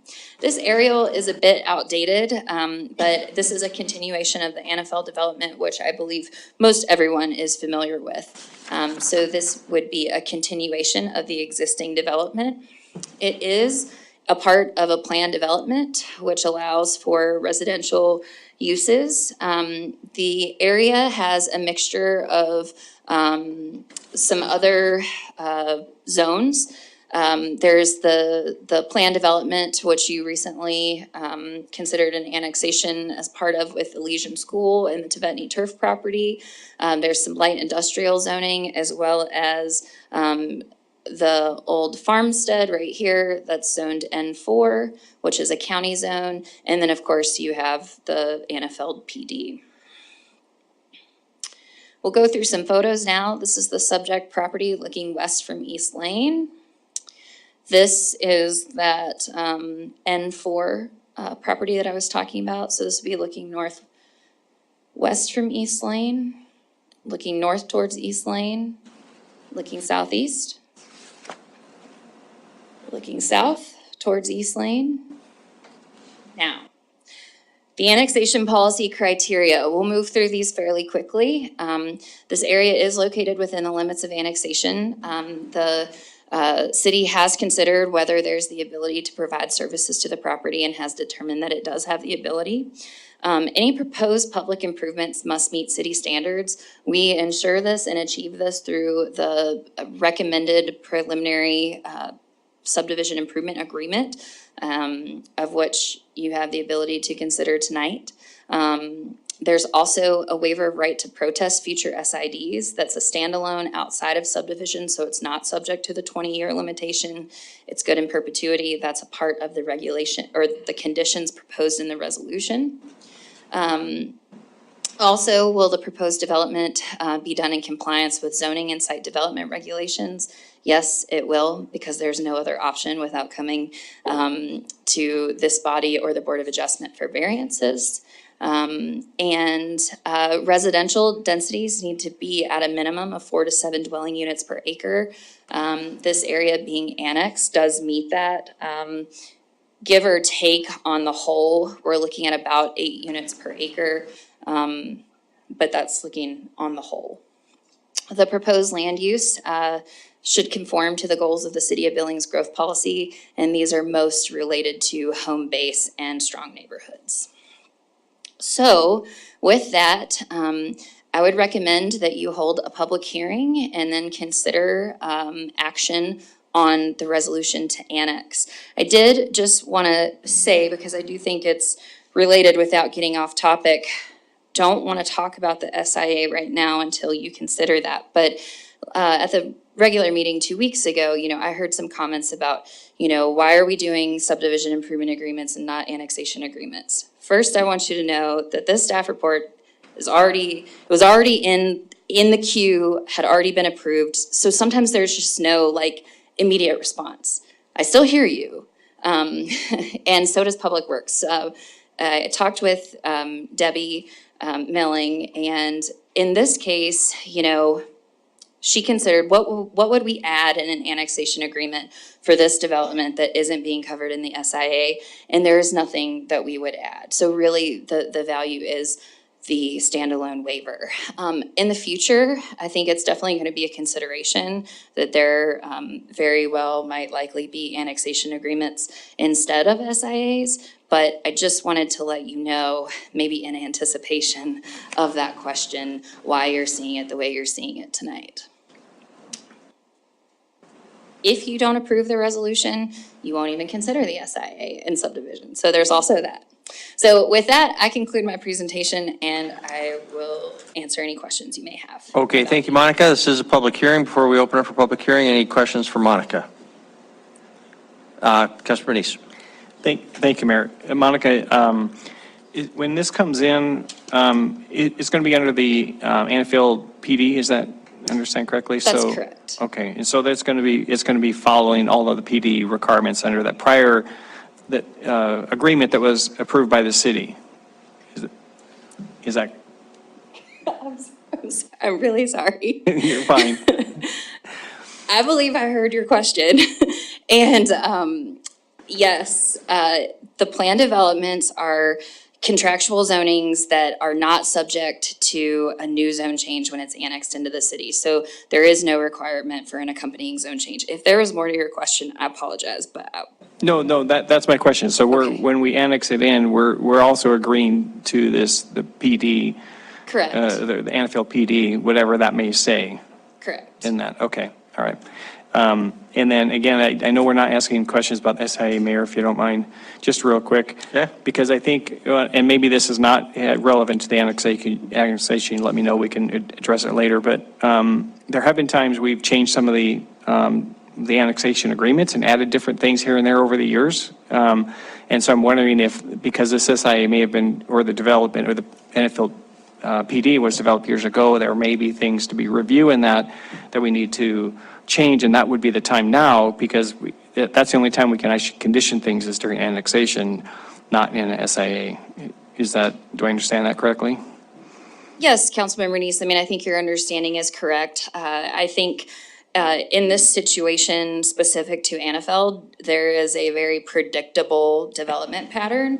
I also think that if you think about when the PD was put in place, the way the parks, landscaping, the overall development, I mean, it is very solid. I could see where maybe PDs that were done years and years ago that are silent on a lot of things that our new code is not, that there's opportunity there to kind of make up those gaps. In this case, I don't think that's applicable, but I think that's why, in my conversation with Debbie, I mean, she's very open to the idea of having annexation agreements and not necessarily relying on the SIAs in the future. Okay, that's fine. So just to make sure I understand you guys did review this and saw that there was no need to do any updates or changes. Correct. Thank you. Okay, very good. Thank you very much. We'll open up for public hearing. This is an opportunity to be heard on item 5, the annexation component, 2301. Is there anybody who would like to comment? We do have our developer with us, so we'll go ahead and close public hearing. No one is on line with us. Back to council, and council, just a reminder to the developers here if you do have questions for him as well. Council, do we have a motion or further? I see lots of hands. Councilmember Purington. Having conducted a public hearing, considered written and spoken public testimony, I move to conditionally approve annexation 23-01 as recommended by staff. Thank you very much. Second by Councilmember Neese.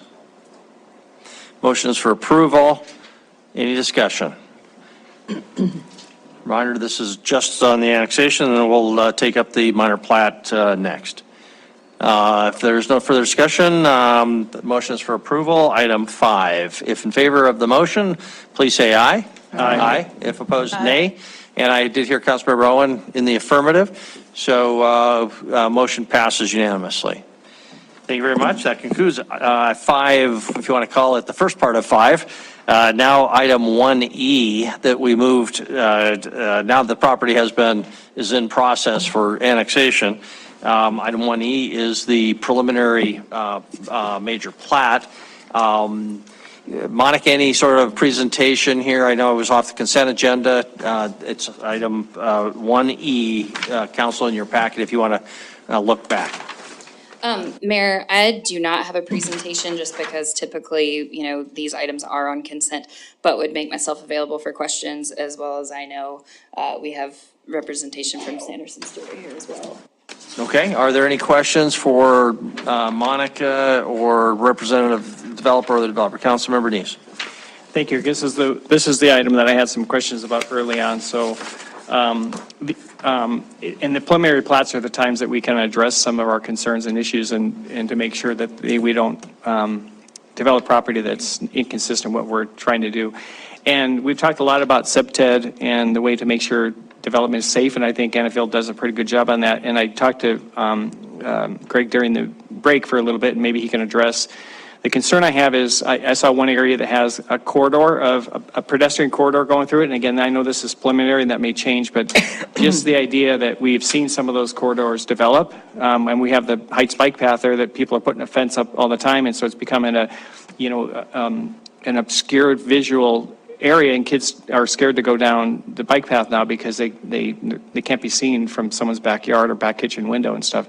And so I think that I'd like to hear from the developer as far as how when they go to develop some of these areas that they're making sure they follow some of the SEPTED principles of visual scene of the open spaces, parkways, and especially if they have cut through pathways through the neighborhoods. Thank you. Mayor and Council, my name is Greg McCall. I'm with McCall Development, 1536 Maloney Lane. I think the portion Councilmember Neese and I were speaking about is a very deep lot, and it's unfortunate that we don't have the plat up here so we could show it to you. It does have proposed duplexes in the front that will front the lot, or the main street. And then in the rear of the property, there's a small pocket park and then small cottages. It's such a long block also that we felt that it warranted a mid-block crossing with a sidewalk that also allowed people, if they were parked out front, to get back into this area without having to walk all the way around the block. So we did allow for a sidewalk that would be a bit of a mid-block crossing through that lot, or that larger block, sorry. And to Councilmember Neese's point, if you did line that with a fence from front to back, you'd feel like you were in the Death Star trench. It would be not very comfortable. So in that particular location, you would not be allowed to have fencing come right up to those property lines. I did also forward 2 emails to you, Councilmember Neese, so you could check those out. One's our fencing guidelines that have to be approved through the Architectural Review Committee of the association. And then the other is an example of a portion in the 4th filing that's around the Walter Park, which is the larger 1-acre park in the middle of the neighborhood, where we're having some duplexes and small cottages that we're planning to start building here very, very shortly. In fact, we have an event this week and then next week for home buyers where they can come see that. But in these areas, we actually propose exactly how the fencing can be done so that you don't create any of those areas that feel like they're unsafe. So, and I sent you that also. Great, thank you very much, appreciate that. Thank you. Councilmember Boyette? Greg, don't run away. Sometimes when I go down there, the traffic just scares me because there's cars parked on both sides of the street. Is there anything you can do about maybe having parking on one side of the street? I mean, I just feel if a fire truck went down some of those lanes, they wouldn't make it. Just an observation. Well, and I would probably defer to Sanderson Stewart and the city regs on what is and isn't allowable. I do understand your perspective. When we try to do things to mitigate that feeling that it's not a safe place by doing the bulbed intersections, that allows pedestrians to be able to physically see past the on-street parked cars, and then as they cross the streets, they're actually in the street substantially less than if it were a traditional, 34-foot with long radiuses that would make them have to be in the street a lot more when they're crossing. But in reality, on-street cars parked on both sides, in fact, calm traffic and slow street speeds down, because you physically can't move through that area as fast as one might like without the cars on those streets. It's the same principle that you see down and around Pioneer Park, where you try to drive up and down those streets, and on a busy football day, I mean, it might scare you if you're a driver because, well, they're tight, and we do that on purpose. And as a fact, you don't see a pile of people complaining about street speeds in our neighborhood because it's just not comfortable to drive fast down those streets. No, but at the same time, I don't feel comfortable driving down there because there's a pickup coming with dual wheels. I don't know where to go. I mean, physically, it's intimidating even to try to drive through there. Just a comment. Sure. Okay, very good, thank you. This is, there's no public hearing item on this, council. Do we have a motion? Councilmember Joy. Thank you, Mayor and Council. I move we approve major plat of Annafeld subdivision 5th filing as recommended by staff. Second by Councilmember Gulick. On steroids. Okay, any discussion? You have a motion for approval in front of you. Any discussion? If not, we'll proceed to a vote. Okay, if the motion is for approval, if in favor of the motion, please say aye. Aye. Aye. Aye, and Councilmember Rowan also votes in the affirmative. If opposed, please say nay. Motion passes unanimously. Thank you very much. That concludes 5 and 1E and brings us to item 6. Denise, would you read item number 6? Public hearing and first reading ordinance, excuse me, expanding the boundaries of Ward 3 to include recently annexed property in annexation 2301 located east of East Lane and south of Elysian Road. Staff recommends approval. Council, I assume there is no presentation here. You know the routine. The motion is to add this property to Ward 3. Is there a motion? Public hearing. Oh, thank you very much. We can't do that, getting ahead of myself. We do need to have a public hearing. Anybody else want this property? If so, please come forward and tell us about it. Is there any public comment on item 6, adding this to Ward 3? Nobody online, nobody's coming forward, no public comment, close the public hearing. Now, motion, Councilmember Joy. Thank you. Having conducted a public hearing, considered written and spoken testimony, I move to approve first reading ordinance expanding the boundaries of Ward 3 as recommended by staff. Councilmember Tricky, you're assigned the second. Oh, okay, fine. Okay. Do I have to? Yeah. Any discussion? No, if in favor of the motion, please say aye. Aye. If opposed, nay. Motion passes unanimously. Now, item number 7. We do need some explanation here. Thank you, ladies and gentlemen. Thank you for being here. Denise, would you read item number 7? We'll have staff explain this a little bit. Yes, it's an initiation of zoning code text amendments. There was no staff memo. Thank you very much. There's no public hearing here, but we do have a little explanation by our planning director, Wyeth. Yes, thank you, Mayor and Council. So yes, this is the item for the council just to initiate the amendments to the zoning code that we presented to you back on the work session on April 3rd. So simply moves this forward. It's going to our zoning commission. We've broken it into these 3 groups because to make it both easier as it goes through the process for both the zoning commission and the council, but also the public, so they can, if there's an item that they want to attend in one area, they're not, we're not having a very, very long hearing. So with that, you just need to make that motion and approve that to initiate it, and then we'll be coming back to you through that process over the next several months with these 3 groupings of amendments. Okay, thank you, Wyeth. And just to clarify, is it correct, I assume it is, that this does not come with any recommendation to the zoning code? It just puts this on their plate to move forward with? Correct. That's exactly right. Yeah, the actual, each section of the code that will come forward will be reviewed like a text amendment and will come through the zoning commission then to you for actual action. So this is just overall initiation. Okay, thank you. Questions for Wyeth? Councilmember Purington, Councilmember Shaw? Just a quick question to understand this. So these will be more specific in the future, and will we see them at a work session before we vote on them at a regular session?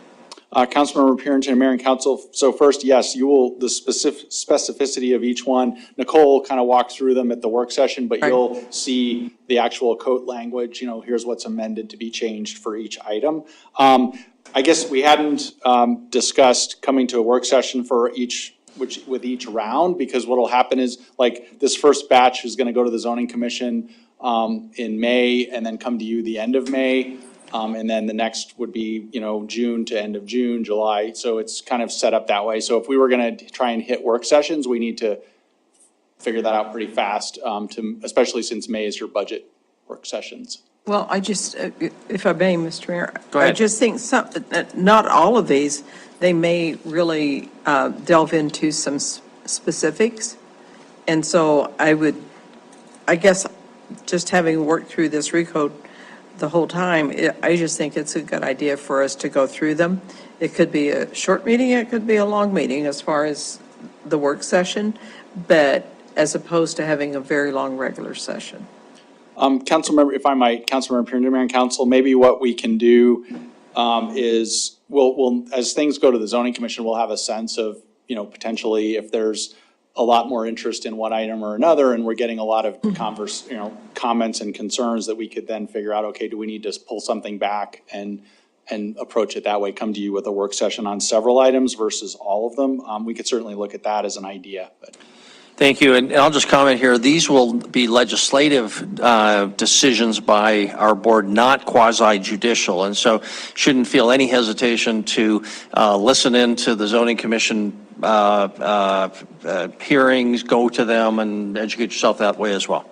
So, Councilmember Shaw and Councilmember Denise? Thank you. I move for the city council to initiate the general amendments to the zoning code as outlined in the planning staff presentation on April 3rd, 2023, and include the following as listed. Is that enough for you, Denise? I think it should be read into the record. Okay, and second by Councilmember Denise? Okay. And I have a question. Unless Councilmember Shaw wants to speak to the motion, I'll turn it over to Councilmember Denise. I mean, I will really quickly. I don't feel necessarily like I need work sessions on all of this. I'm happy to educate, just speaking personally, I'm happy to educate myself, going to the zoning commission or listening to them, and following up with staff if I have questions. Thank you, Councilmember Denise. I would echo what Councilmember Shaw said. I think if staff feels there's something they need to bring to us, go ahead and bring it to us.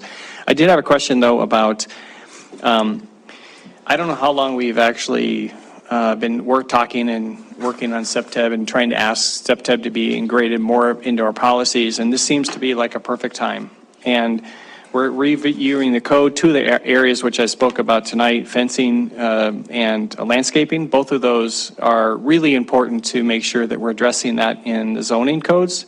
And so I'm wondering why if this fencing section and this landscaping section can bring, and this may have to come to work session, some good best practices of SEPTED uses around fencing, around public areas that, make sure it's safe for them. I'm not talking about fencing between neighbors. That's going to really be the fencing, but I'm talking about where we have public access walking, and then people are putting up fences, and then it becomes more of a danger spot or hidden spot that people can do nefarious things. Same thing with landscaping, that affects it exactly the same way.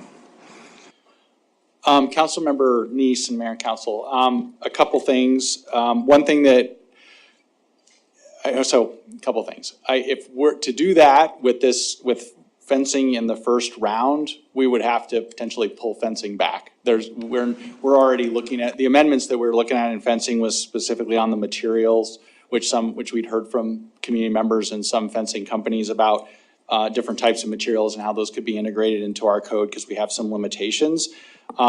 So I guess the first thing is we would have to, like with fencing, we would just have to pull that one and take more time on that, which would, I guess what I would recommend is that we keep going with those minor, those material changes and then come back with a bigger discussion because I want to mention this. So two things. One, I do have a summary that our zoning coordinator has provided of our code regarding SEPTED that we want to share with the council as we get into the SEPTED training here in May to understand what's already in the code that addresses that.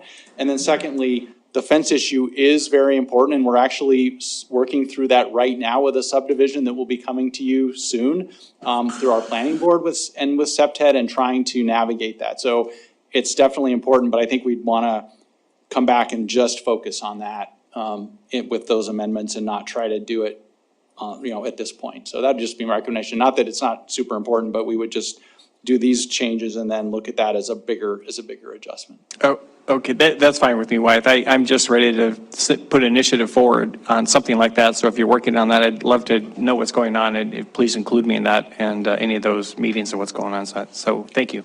Okay, thank you very much. Yeah, we definitely want to not slow those down for our fencing contractors. Councilmember Owen. Councilmember Owen. Thanks, Mayor. I just actually wanted to highlight something that Wyatt had said, and just a reminder to council and anyone who's listening that the city is helping to sponsor a SEPTED certification program here in Billings. Those dates are May 22nd through 26th. There are only 5 seats left at the training, so it is filling up fast. And I'm hopeful that after that is concluded at the end of May, we will have more individuals both inside the city and in the community who are able to help inform the kind of policies that Councilmember Neese is talking about, because I fully concur that we need to start seeing these in our design standards and regulations. Thanks. Thank you for that heads up. Okay, council, we have a motion before us. Any further discussion? If not, we'll proceed to a vote. This is for approval. Just to initiate this, pass this on to the Zoning Commission, item number 7. If in favor of the motion, please say aye. Aye. Opposed, say nay. Motion passes with the exception of Councilmember Tidswell. So, and Councilmember Owen voting in the affirmative for the motion. That concludes item number 7. The next item is our legislation sessions update. Denise, we won't make you say what I just said. We'll just turn it over to Chris. What's going on in Helena, Chris? Mayor and council, there's 10 days left. So it's a 90-day session. How many minutes and seconds, Chris? I don't know to the seconds, but thankfully, because of the I think the initiative and the committee, there are at least 5 more people who have intimately engaged in this process. So thank you. I'll be brief. I think with the last 10 days left, there may be some hearings, but frankly, I don't think that's where the focus is. Because what's happening is, as we're getting down to the final days and hours and minutes, the legislation is being determined between relationships, conversations, and, committee discussions that are not necessarily open to the public to participate in. They may be open for you to review as they're debating on the floor, but you're not going to be able to, testify at a hearing. So I think the hot topics for us are 4. 1, appropriations, money. Where are they going to spend it? We do have, there was an amendment to House Bill 5. It is still there, and it is $8 million for the regional conservation components of our regional project on the West End. So paying attention to where the appropriations end up. Secondly, land use. And there's no shortage of topics on the land use side of the equation. We have been trying to emphasize the value of the session seems absolutely determined that accessory dwelling units and short-term rentals are a solution or a component of a solution to our housing crisis. We are pushing, please, please, please consider owner occupation on the property. We're not getting much traction there, but that's an issue we are communicating. So I would encourage you to work your relationships and communicate that with folks. Third, are squarely in your wheelhouse elections.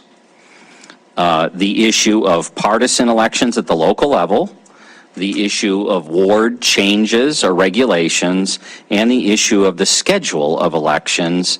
Though again, several of these bills are technically dead. Our lobbyists are telling us none of these issues are off the table for amendments that may come on the floor and or in executive session. And last but not least, tax increment financing. Those bills or those conversations are still being had. There was a hearing this afternoon, and there were, and it's also a hot topic. So my last comment, I think all of that is most influenced by you guys as elected officials to elected officials, having conversations, text or communication with legislators about our positions as a city. One bill to be looking out for is House Bill 914, because House Bill 914 was deliberately written so broadly that you could put just about anything in it. And so it's amending, and it's amending quick. But that might be just one of the numbers of bills that if you just want to look, if you've got a few minutes in an afternoon and you want to see where it's at, House Bill 914 is the one.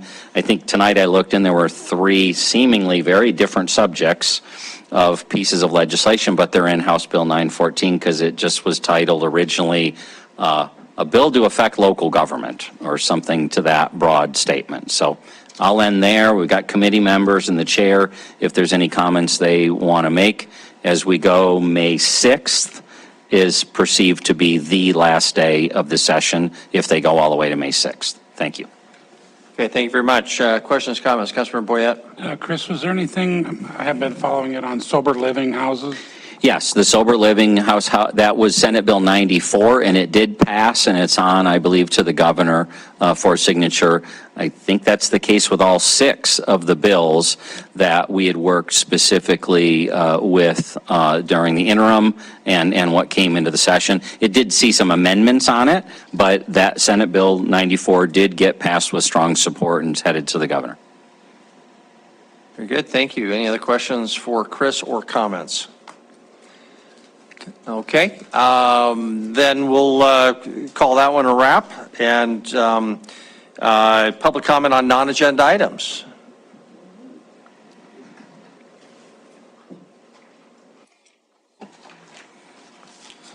Kevin Nelson, 4235 Bruce Avenue. Yellowstone County News dated April 7th, 2023. Heights Task Force schooled on DOC, Department of Corrections. And they gave some numbers and they gave some bullet points, and then it says, continue on page 20. Well, we can do that. So we cruise on over to page 20 and read the rest of it. Well, right beside page 20 is the Monday morning sheriff's report. Well, isn't that interesting? Well, guess who's back arrested again? The same guy that broke into our house 5 years ago. What's he arrested for? Possession of stolen property, possession of drugs, just like yada, yada, yada. Well, you know why he's broke into our house? Because he just got out of prison, and he moved in with his stepmother, lived right behind us, breaks into our house in the middle of the afternoon while Lori's on the phone in the garage. They leave in a hurry. Then they broke into the neighbor's house right next door, middle of the day. Lori's very good at this. She goes and confronts the neighbor. Go in the basement. There's another robbery property in the basement. There's 3 robberies. 6 weeks out of jail. These 2 yahoos are living in the house, breaking into houses again. But the DOC says, oh my goodness, we have to approve addresses. Bull crap. DOC, they don't do anything. Because you can go through those bullet points, and every one of those bullet points, if they'd have done what their job was, they wouldn't have been breaking into our house because they wouldn't have been living together, they wouldn't have been there. So it's a sad case. I know they're busy, but it's just a round robin of never-ending crime in this town. And these aren't, new guys. Officer in the back's had him in his car. I'll bet Influence had him in his car. They all know the names. These are just the common. His dad was in prison. This guy's 43, going back to prison for his 3rd stint. Never-ending robberies. That's all they do. What do you do? I work in Billings. Well, what do you do? I'm a house robber. Oh, how's that work out for you? But that's a sad case of it is. It just never ends. And it's just, these guys are breaking into these houses, are getting out of prison. And this is just one instant. And how convenient that they're talking about that. And here's this guy on the page. And this is just, I bet we don't know some of the names, but there's other people that know these names. Every day they're dealing with these people. Every day.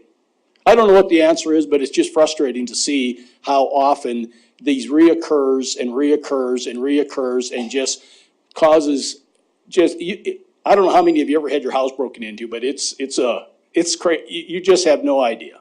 Just what you go through down to the pawn shops, and here we go, and there it is, and you try to pick your stuff up, but it's frustrating, and it's frustrating for everybody in town, but it's really frustrating when you see these 3-time offenders continually working back through the system again, and I don't know what you do with them, but, and you wonder, we just keep, Councilman Ronning, she had her 100 people, and there's another one that just never, ever, ever quit.